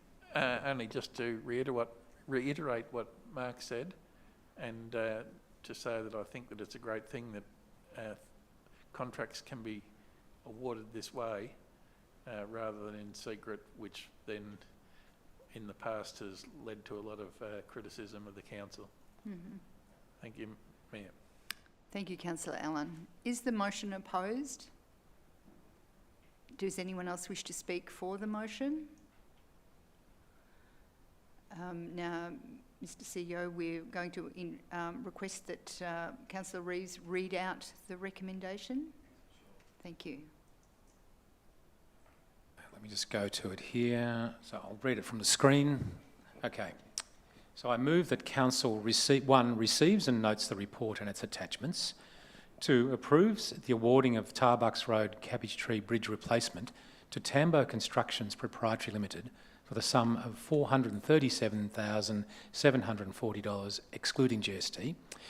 Authorises the signing and sealing of the contracts in the form proposed, and 4, resolves that the attachment to this report and all discussions in relation to that attachment 1 remain confidential. Thank you, Councillor Reeves. I'll now put that motion to the vote. All those in favour? Thank you. The motion is carried unanimously. We move on to item 5.3.1 on the agenda, which is the finance report. And I think I'm handing over to Mr Canizzaro, please. Thank you, Mayor. Councillors, before you is a report titled finance report for the period ended 30 September 2020, which is seeking Council's adoption of the finance report for that 3-month period, as outlined in attachments 1 to 7. So the key points of the report for Council to consider are, 1, that the Local Government Act 2020 requires a quarterly budget report to be presented to Council that details the financial performance to date against the budget. The forecast operating surplus is $12.7 million compared with the adopted budget operating surplus of approximately $22.6 million. The forecast reduction in the operating surplus of $9.9 million is primarily the result of operating and capital grant income that was included in the adopted budget but has been accounted for in the 2019/20 financial year result. This adjustment is about $6.7 million. There's also been $3.01 million of expenditure added to the forecast result, due primarily to grant-funded projects that were incomplete at the end of the 2019/20 year, and that these projects did receive funding in that financial year, but the works will be completed in this financial year. Also to note is that the Working for Victoria grant of $2.8 million, which was not included in the adopted budget. This, however, has a corresponding expenditure item, so does not impact the forecast surplus. Council's end-of-year cash position is forecast to be slightly greater than the adopted budget as a result of a more favourable 2019/20 end of financial year result, which was not known at the time of the adoption of the budget. I have with me tonight Manager Finance, Ms Liz Collins, who's available to respond to any questions of a technical nature. So the report is presented to Council for your consideration. Thank you, Mayor. Thank you, Mr Canizzaro. Councillors, are there any questions of Ms Collins? Councillor Reeves. Thanks, Mayor. Thanks, Mr Canizzaro. And Ms Collins, is there somewhere? There she is. Great, thank you. My quick question is about the $3.012 million of projects that were incomplete at the 2019/2020 year that will now be completed in this current financial year. And those projects were funded from grants received last year. Are there any implications about spending that grant money? Was there any limit or sunset clause on any of those grants? Or has there been a bit of flexibility granted us because of our circumstances this year? Through you, Mayor, thank you, Councillor Reeves, for that question. The grants for those projects had to be taken in total into the 19/20 year as income, regardless that we may have received the grant. We could have received the grant on the 29th of June and the project would be delivered in the next financial year. The income had to go into the 19/20 year, but the expenditure would never have been completed within that year. So it's just the way the accounting worked, if you like. Yes. So, and they were all the same. So all within their required funding agreements in terms of delivery. Thank you, Councillor Reeves. Are there any further questions, councillors? If not, there is a recommendation in front of you. Can I have a motion, please? On page 49. Thank you, Councillor Reeves. Thank you. Mayor, sure. Do I have a seconder? Thank you, Councillor Stowe. Councillor Reeves, would you like to speak to the motion? Yeah, just briefly. Councillors, these numbers seem telephone number size and in their scope and scale, and those documents are quite overwhelming at first, and it does take a long time, and I can't claim any expertise in this, and we have a great deal of trust in our officers who take us through blow by blow these figures, and the CEO in your diligence in overseeing them for us. We also, though, do need to interrogate those figures, and I'm grateful for the briefings that we've had, which have taken us through those figures blow by blow. Be that as it may, I have asked the officers about, as I said, how we receive funds, how they're spent and so on, and I do urge you, councillors, to have those questions for our officers as well. But I'm very happy to move this motion. Thank you. Councillor Stowe. Yes, we've been able to have a good look at the figures this afternoon and a good briefing, and it's pleasing to see that we've got a low debt position, a very sound balance sheet position, and I'm very happy to second that motion. Terrific. Thank you, Councillor Stowe. Is the motion opposed? Would anyone else like to speak for the motion? If not, I put the motion to the vote. All those in favour? Thank you. The motion is carried unanimously. Move on to item 5.3.2, which is the Councillor Representation Register. And we have Mr Cannizzaro again, please.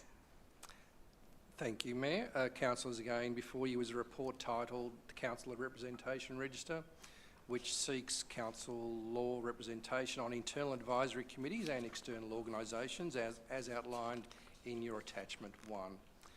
I guess the salient points of the report for you to consider are that council is represented on a range of internal and external committees, reference groups, industry groups and other local and regional organisations. And ensuring council has proper appointments of councillors on these organisations is a critical element of a council's advocacy program. Some of the committees and organisations through their terms of reference require the Mayor to represent council as an ex officio position. There is an opportunity for councillors to participate on a range of committees that are important to the economic, environmental and social sustainability of our municipality. Councillors have nominated to represent council on committees and organisations as outlined in attachment 1, that's before you tonight, and also attached is the council representation policy for your consideration as well when determining the representations. So I also have with me Manager of Governance, Bojane DaCosta, who's available to respond to any questions with respect to the council representation register. And I present the report and the recommendations for your consideration, councillors. Thank you, Mayor. Thank you, Mr Cannizzaro. Councillors, are there any questions about that report or about your positions on those various groups and bodies? Yes, Councillor Crook. Just one, Madam Mayor. The Marina Consultative Committee, there appears to be only Councillor Allen listed as a nominee there, but there appears to be 2 positions, or is that just a typographical error?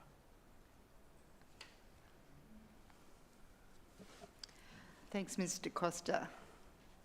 Thank you, Councillor Crook, for that question. And through the Mayor, there was only one councillor who was requested to be on that Marina Committee at this point in time due to the conversations that were had around the potential of looking at the scope and the remit of that actual committee. There is 2, but that doesn't technically mean you have to appoint 2. So at this point in time, there hasn't been any further proposed councillors, but happy to include if you so determine. Thank you, Bojane. Councillor Buckley, did you also have a question? Is it appropriate that I put myself forward at this time as the second councillor? Then I propose to do so. Thank you, Councillor Buckley. Are there any further questions, councillors? Councillor White.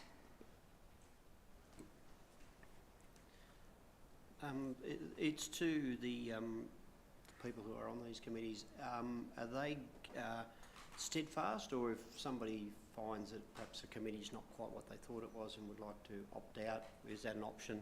Then somebody else could be appointed? Thank you. Ms DaCosta, thank you. Thank you, Mayor, and thank you, Councillor White. Yes, that can be identified and then we can reconsider who's on that committee at that point in time. Good. Councillor Reeves, you also had a question? Does that require another resolution of council, or can it be done more easily than that? It would require another resolution of council. Thanks. Okay, I understand that. And Councillor Buckley, you're not proposing to build a marina on Lake Omeo or something up there, are you? Funny you mentioned that. My great-great-great-grandfather already has done that. He was the first white man to sail a yacht round Lake Omeo, but thanks for the consideration. We might need to put the plug back in, I think. Okay, councillors, if there are no further questions, there is a recommendation in front of you. Sorry, Madam Mayor, can I just jump in? Just because Certainly. we've made a change to the attachment that we're adopting, we'll need to move that there be an amendment to this motion to include Councillor Buckley. Right, thank you. Would anybody like to move the motion? Happy to move that so that we Thank include you. Councillor Buckley as the second nominee on that Marina Consultative Committee. Is that correct? Yes, correct. Not at Lake Omeo. Thank you, Councillor Reeves. Do I have a seconder? Councillor White, thank you. Would you like, no, you don't wish to speak to the motion? Did you wish to speak to the motion, Councillor White? Is the motion opposed? If not, does anybody else wish to speak to the motion? No, I'll put the motion to the vote. All those in favour? Thank you. The motion is carried unanimously. Yes, congratulations, Councillor Buckley. Mr. CEO, do we have any urgent and other business as item 6? None has been raised, Mayor. Thank you. Then that concludes the meeting of the business. So I will now close the meeting. I'd just like to comment. I did mention before that we appreciated all those people who came to speak with us.